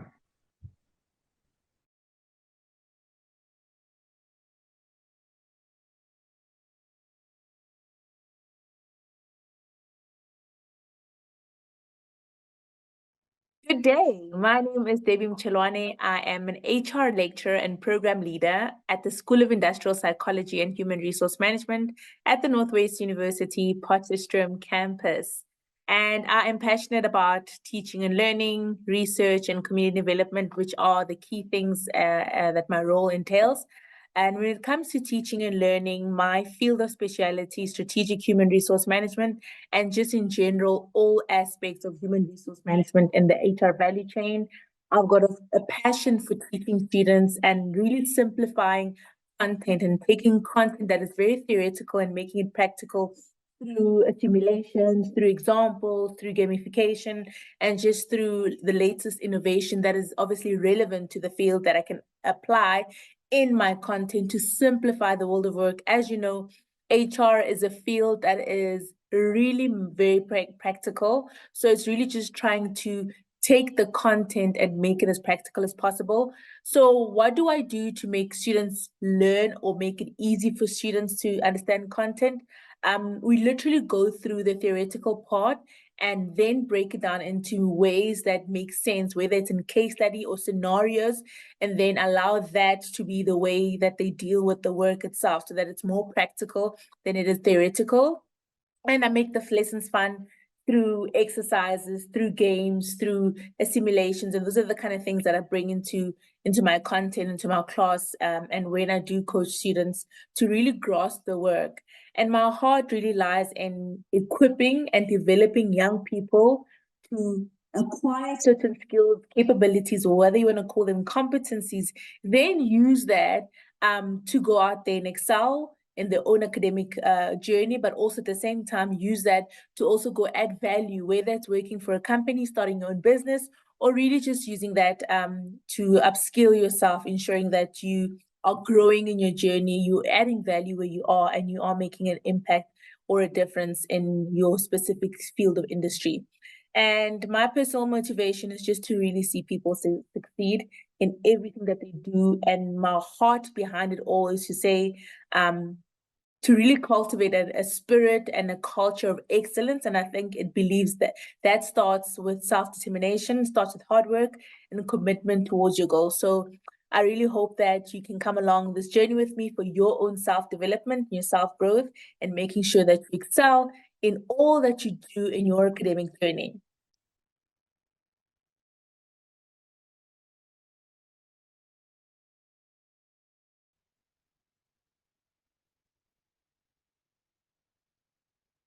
Good day.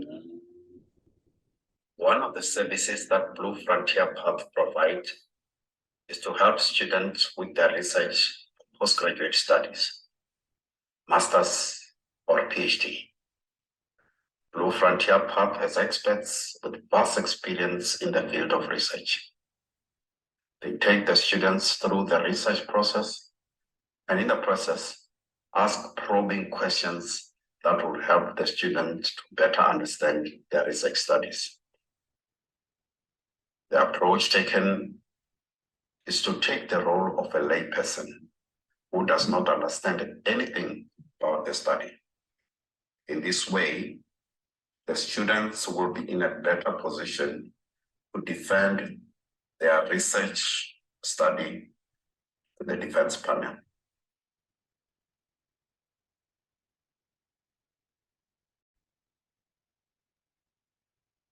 Hi there. I'm a default student at the Johannesburg Business School, and Blue Frontier has helped me work on a proposal. Firstly, I was very impressed with the level of professionalism and expertise they displayed throughout the process. They were able to provide me with valuable insight and guidance, which helped me achieve my goals as well as my objectives. One of the things that stood out for me was their ability to customize their services to meet my specific needs. This made a big difference in my research journey, and I felt confident that I was getting the best support that I could possibly get. Another thing is I appreciated their prompt responses as well as their attention to detail. They were always available, and they had gone above and beyond to make sure that I was on track with my work and my deliverables. Blue Frontier has been amazing. I highly recommend them. And if you're looking for expertise in research, this would be the team to work with.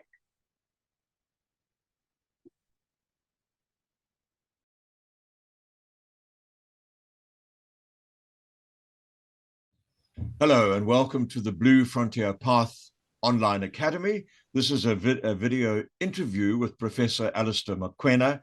My name is Chris Voisey. I am a voice coach and a presentation skills teacher and facilitator. The Blue Frontier Path exists as an organization that helps people further their studies, busy professionals, and in fact, even busy professionals' children in any schoolwork or any endeavor where they are trying to get themselves better qualified in an academic forum in some way or another. The Blue Frontier Path exists to help people do that. So essentially, it's a mentoring and supporting facility for you. We're very excited this morning to have the country director of Google in South Africa with us, and that is Professor Alistair Mokoena to talk about this very topic of mentoring and helping people get further in their careers and particularly in their academic development. So a very big welcome to you, Alistair, this morning. Thank you very much, Chris. It's wonderful to be here, and I'm looking forward to our chat. Thank you very much. I really appreciate you giving us your time. It's very kind of you, and it's great to have you with us on this conversation. So let's talk about mentorship. I know you've written a book, Serving, let me get the name right. Show us the book, Alistair. That's much better. Servings of Self-Mastery. Yeah. Servings of Self-Mastery. Brilliant. So this book is selling very well already, Alistair. It is indeed. We launched it a month ago on the 16th of November, and already it's in the top 50 in the country of all books across all genres. So it's doing really well. For about 2 weeks, it was #1 bestseller at Rosebank Exclusive Books in Johannesburg. And it's available in all the bookstores across the country. It really is exciting. And I think it speaks to the fact that we're all in some shape or form trying to pursue self-mastery, understanding self and really unlocking potential inside us. And of course, it takes all of us to kind of share what we know to lift the collective kind of wisdom and capability in the country. So very excited that I'm part of this movement of trying to, help people achieve their personal effectiveness. I think it sounds absolutely brilliant. So we'll move on to talking generally, but just as we talk about the book, when you talk about self-mastery, what are we saying there, Alistair? I mean, can you put that into an easy definition for us? Maybe not. We need to read the book. Yeah. It seems self-mastery is such an important thing to be doing in the world today. Well, actually, self-mastery is self-management. It's managing self. You can put any virtue and then attach to it the word self. So self-love, you can't give love unless you love yourself. You cannot be patient with others unless you're patient with yourself. You can't,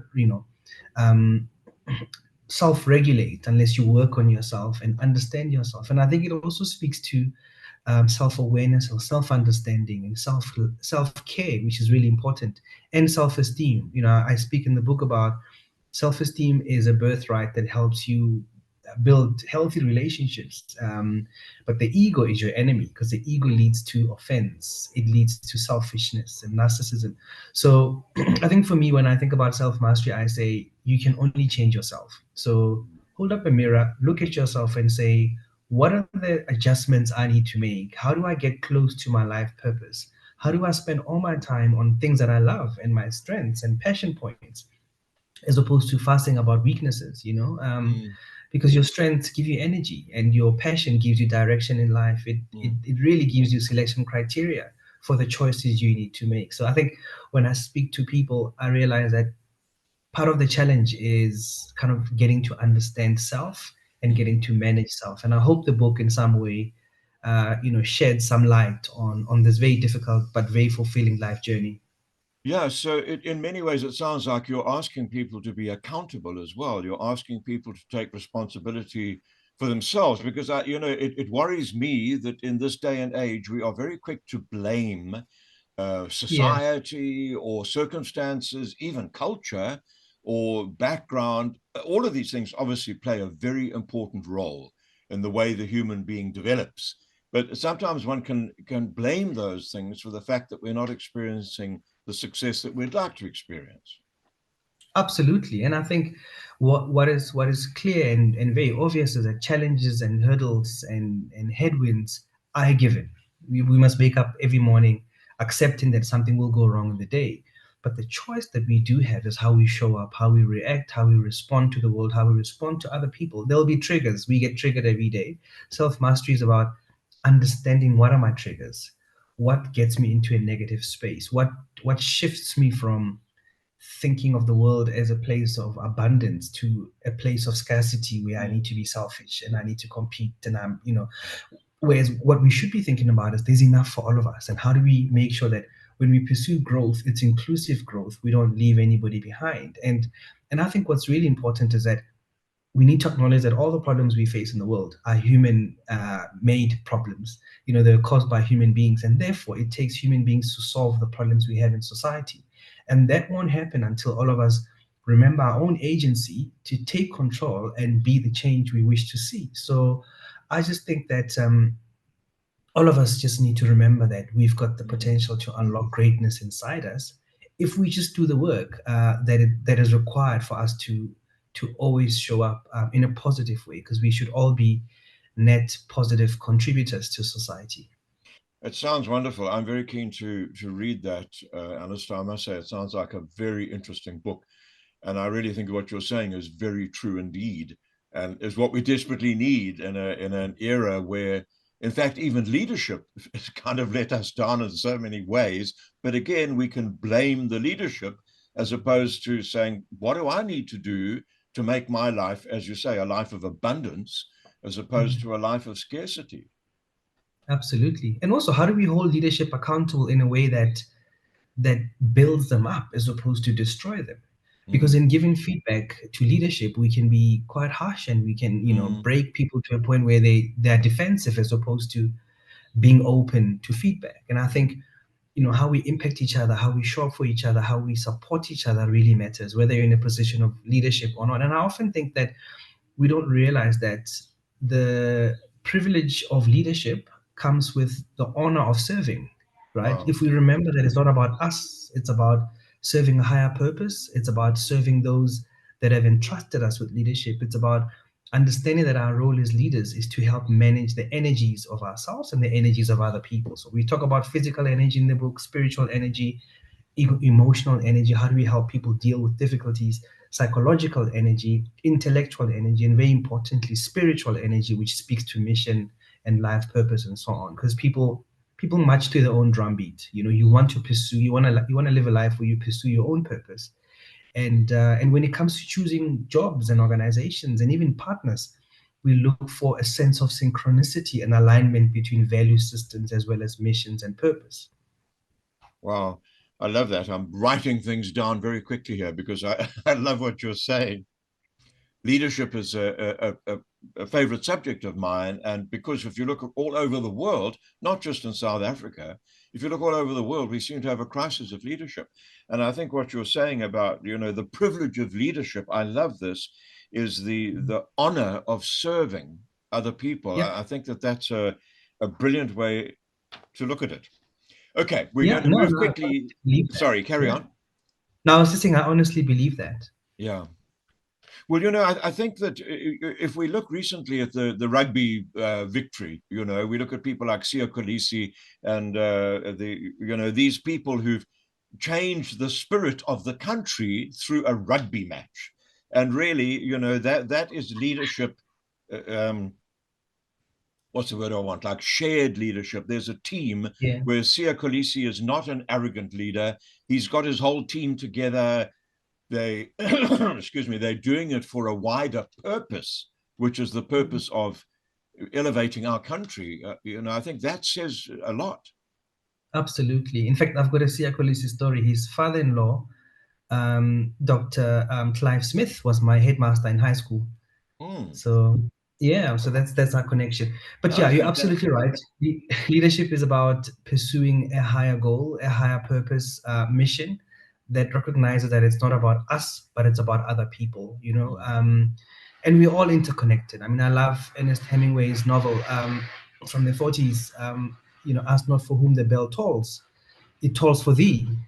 So we can't separate ourselves from other people. If a person dies, we also feel the pain. A little bit of us dies. We're all interconnected. So we have to live a life of service, and understanding that which we have is simply placed, with us, with a responsibility to use it to help other people. So I wrote this book, Servings of Self-Mastery, with the sole purpose of really scaling the mentorship and the coaching conversations I've had. I think a lot of people tend to fixate on the idea of, I need to make contact with Chris for Chris to mentor me.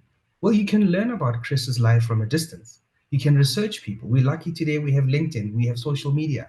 You can literally piece together a whole research thesis on someone that you admire and extract principles from their ways and their lives without pinging them or phoning them and saying, please, can you mentor me? Because a lot of people get spooked by requests to go into this relationship of a dialogue. So there are a lot of people that I admire and I learn from them, and I kind of use that research to help me test my own thinking And one day when I do meet those people, I share with them how they've impacted me, as opposed to asking for them to invest time in me. And I find that that actually works. I think that's a brilliant angle on mentorship.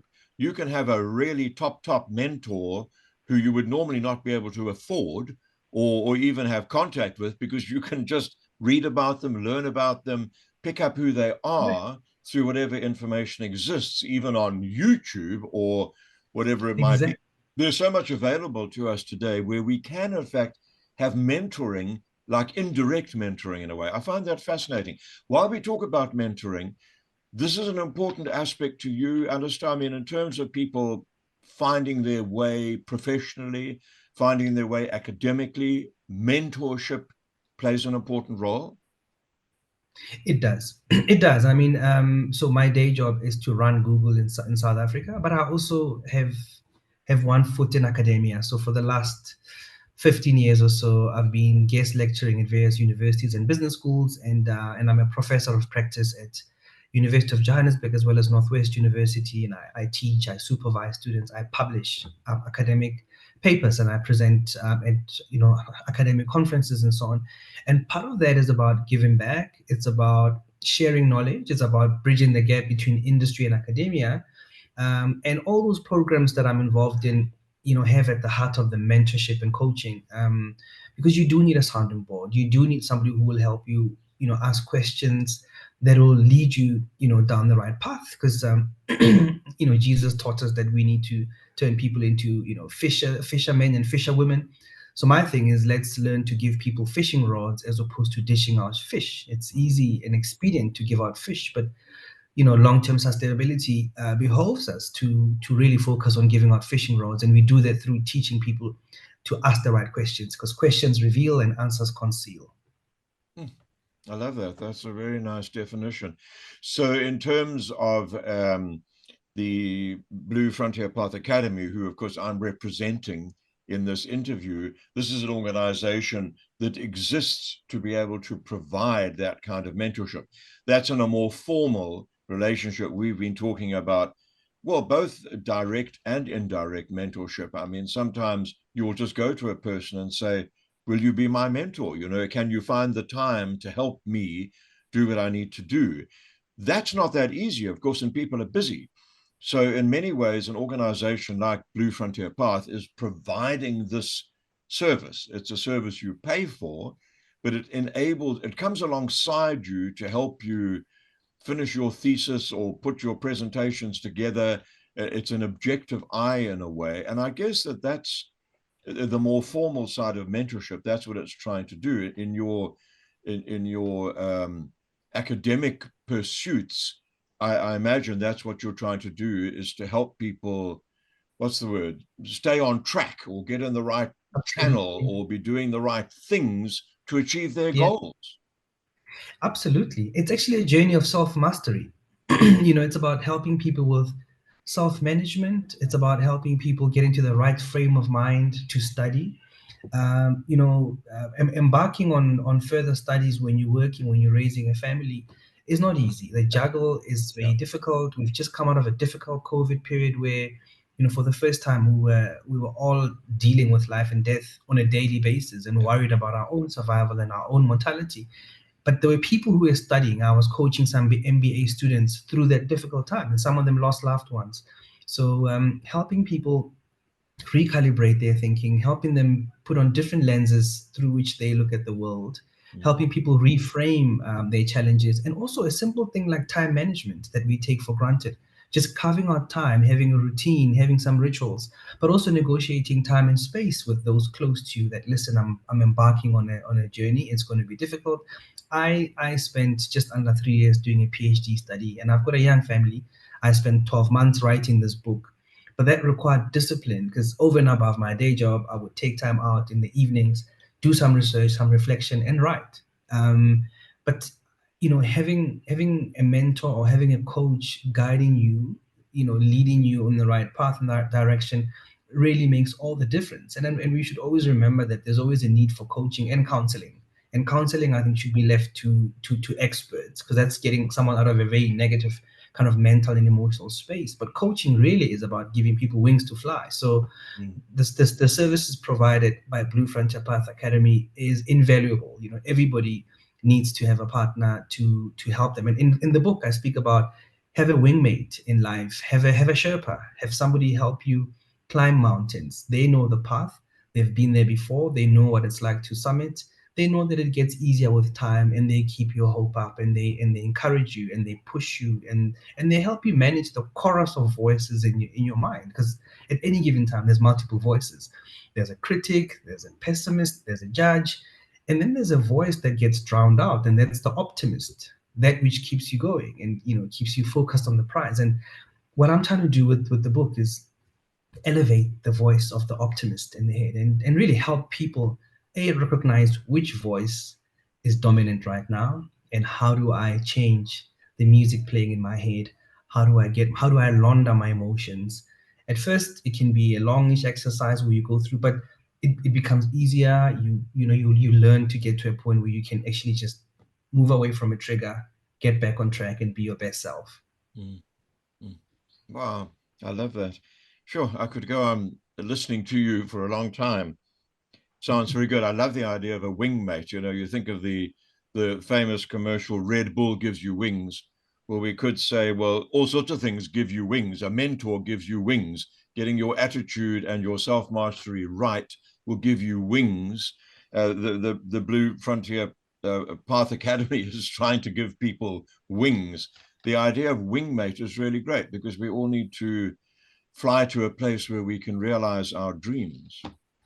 Absolutely. So I think that's all we've got time for, Professor Mokoena. Alistair, it's really great to speak to you. I wish you the best of luck with your book. I hope it continues along this trajectory of being a bestseller, because that looks like it's what it's going to be.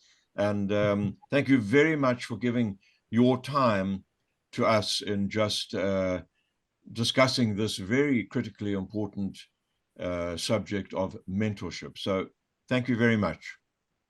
Thank you, Chris. It's been a lovely chat, and I really want to commend you for all the work that you do to give people wings. All the best.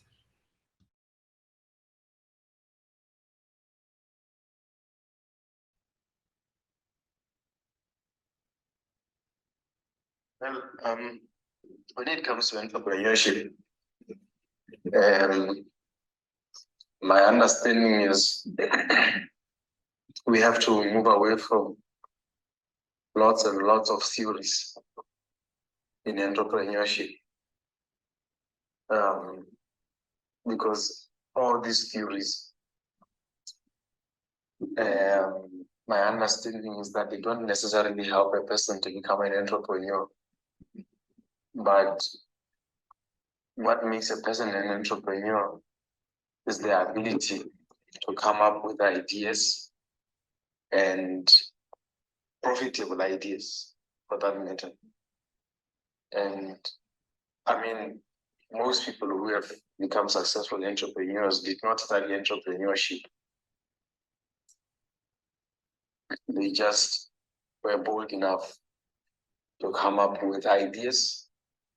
They were just bold enough to fail and to pass and to fail and to figure out how they failed. And through their life learned experiences, they ultimately became good at what they are doing.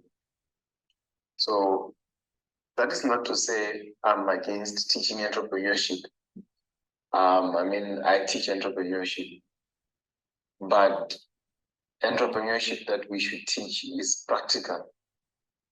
It should be about how to develop ideas, how to develop profitable ideas, how to develop unique ideas, how to cultivate the creative mindset, how to cultivate an innovative mindset, how to differentiate oneself, how to look at a problem and think of ideas that can be developed out of those problems.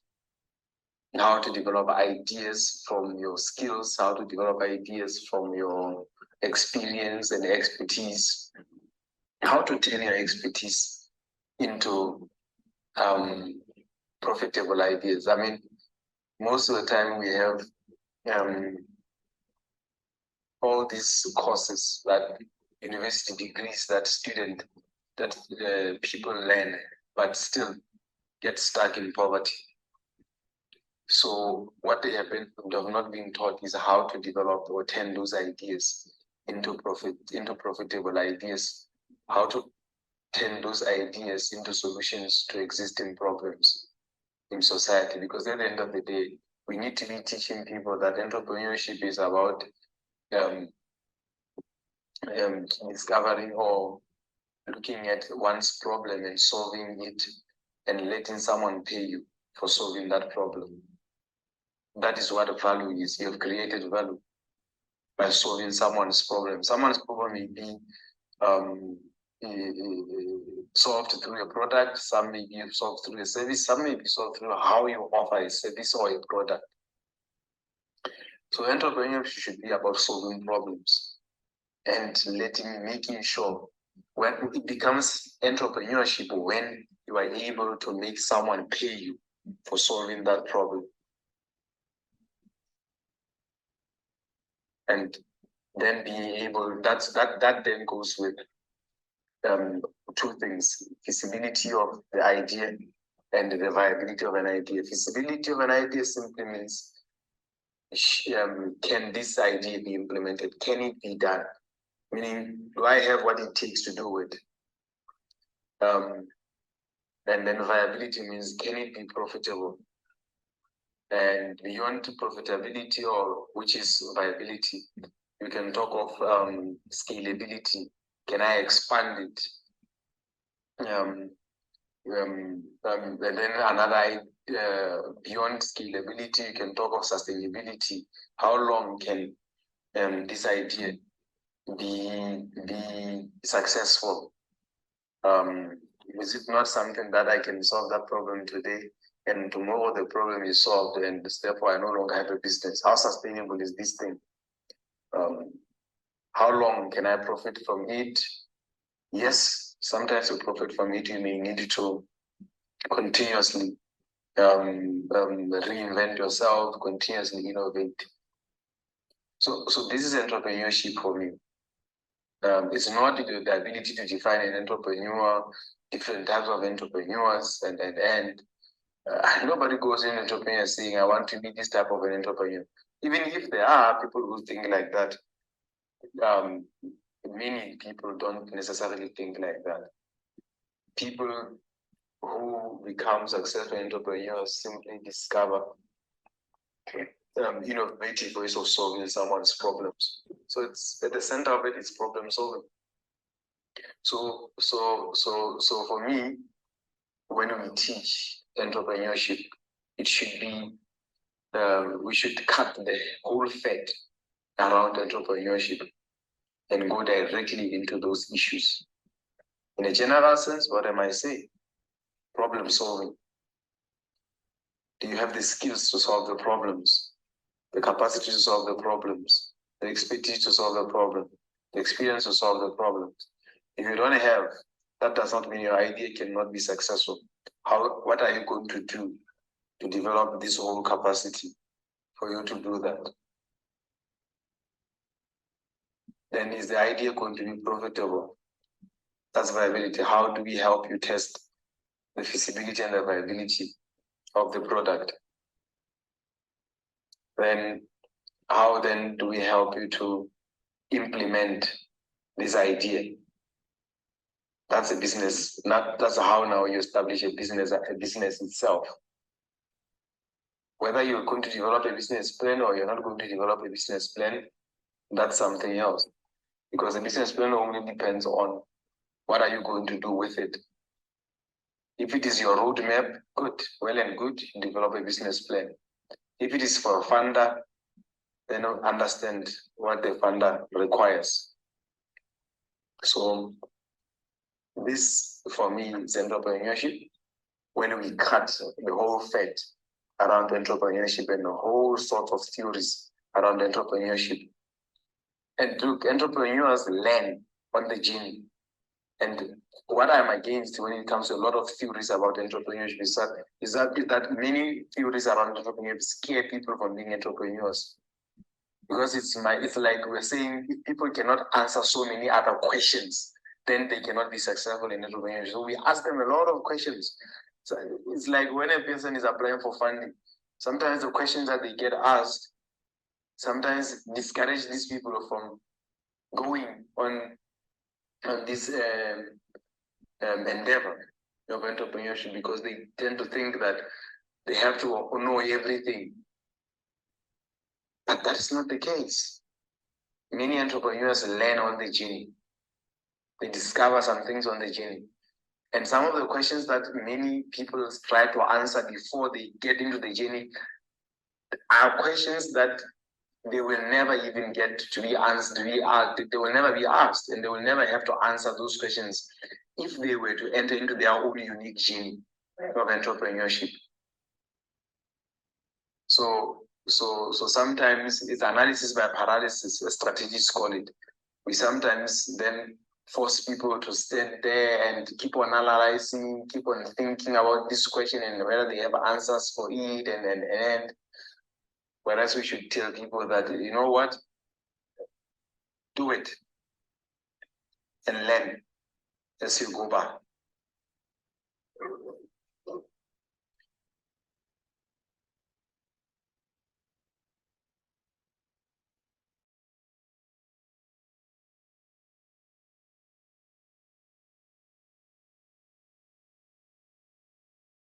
To our notice at Blue Frontier Path Academy that some institutions actually discourage their students from coaching or tutorial services. Would you know why that would be the case, Dr. Malachi? Chris, I would not want to speak on behalf of those institutions, but from my point of view, there is nothing wrong with a student getting additional support. I mean, it's just like somebody who is in school.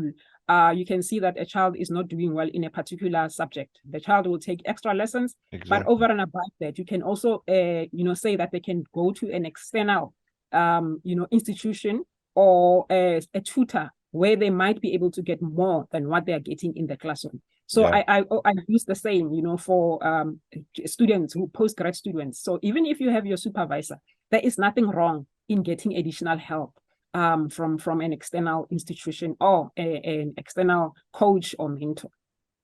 Absolutely. I mean, at a very different level, I have 4 granddaughters. One of my granddaughters gets outside tuition help. She gets help in doing her homework and understanding subjects and what have you.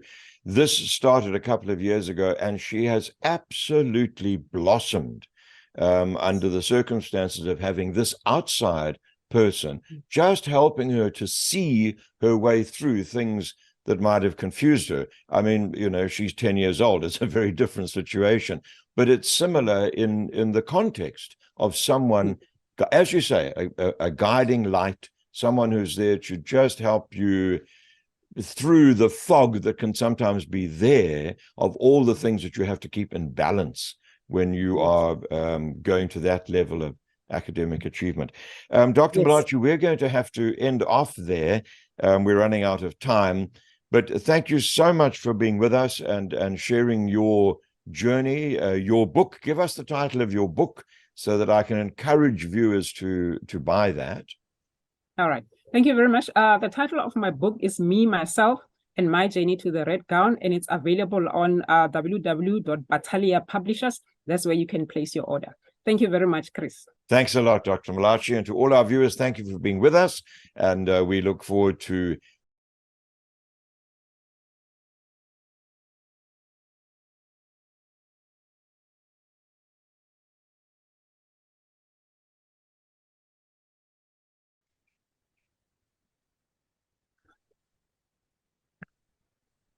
good day to our viewers. My name is Chris Voisey. I am a voice coach and a facilitator and tutor in the area of communication. and presentation skills. It's my great pleasure to bring to you an interview on behalf of Blue Frontier Path Academy, where we are talking to Dr. Izzy Malachi. A big welcome to you, Dr. Malachi. Thank you very much. Good morning, Chris. Good morning. Lovely to have you with us.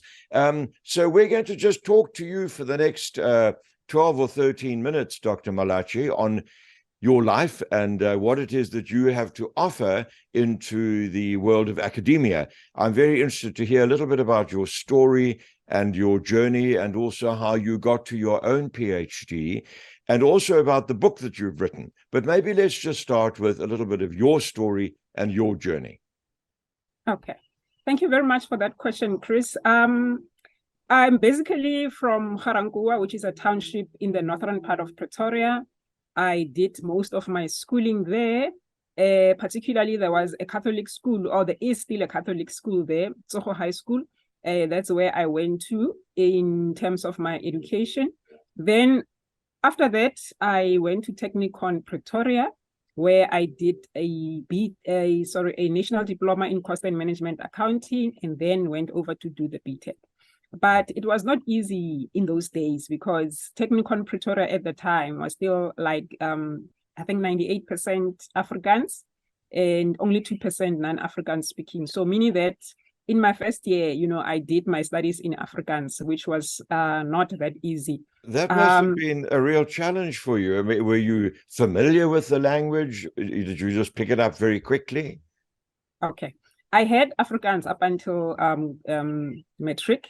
But it was, on a second language basis. However, there were new terms in terms of accounting. You had to learn things such as Klandisi Varde, as much as the textbook was in English, but the class was delivered in Afrikaans. So it made it very difficult, which meant that I had to work extra hard, to be able to catch up and understand what was going on in the classroom situation. But, for me, it was not an option to fail or to move out.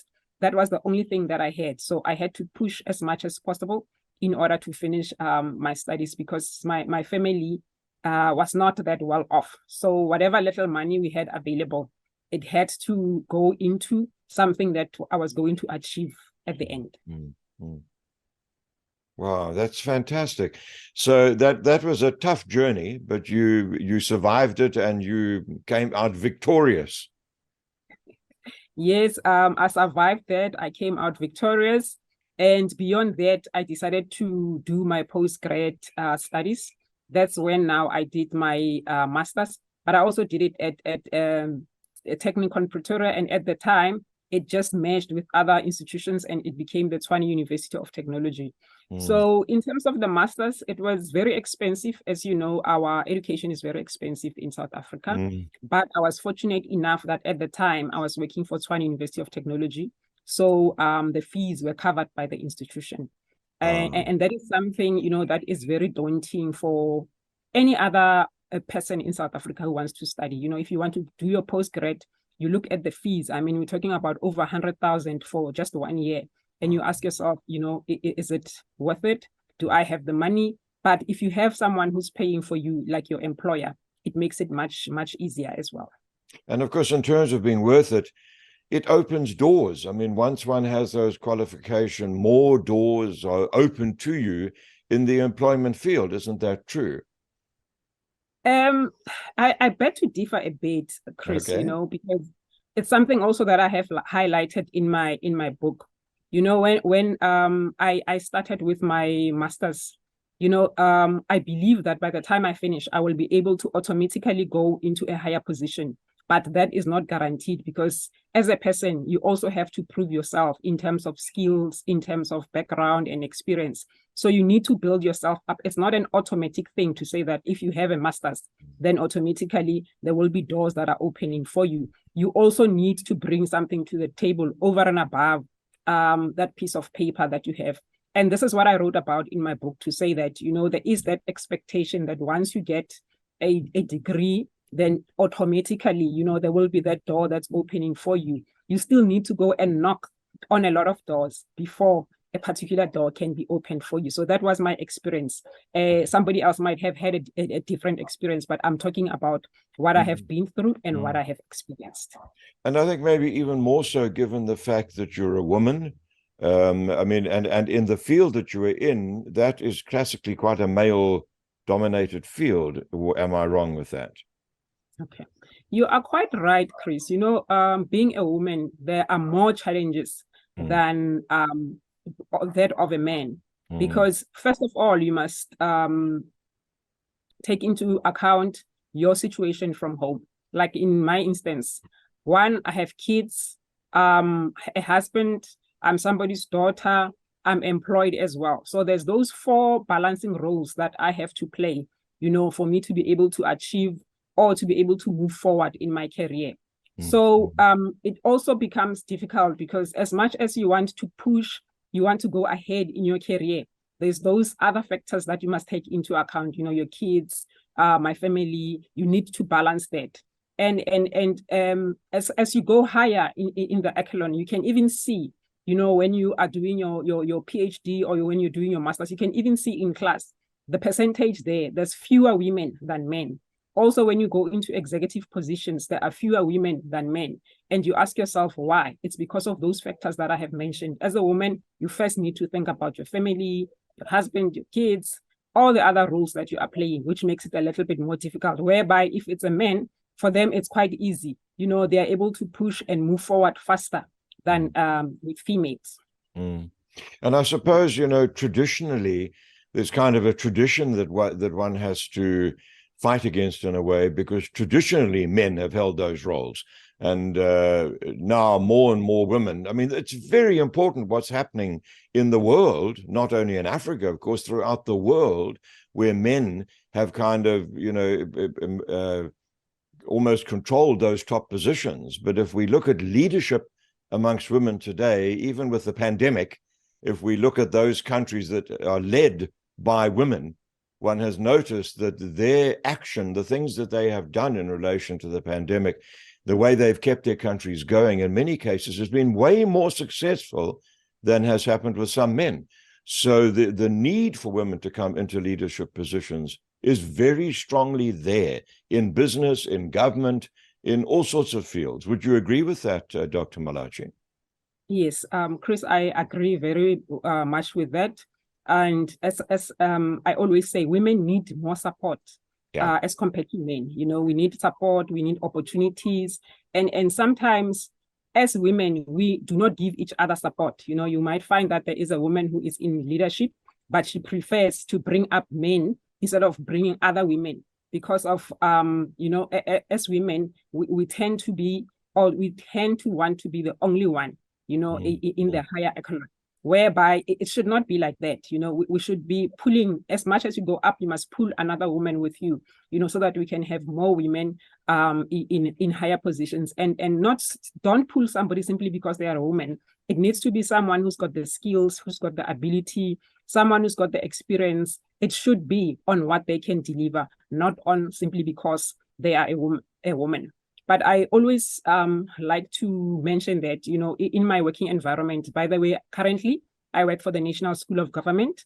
In my working environment, we have a male head of department.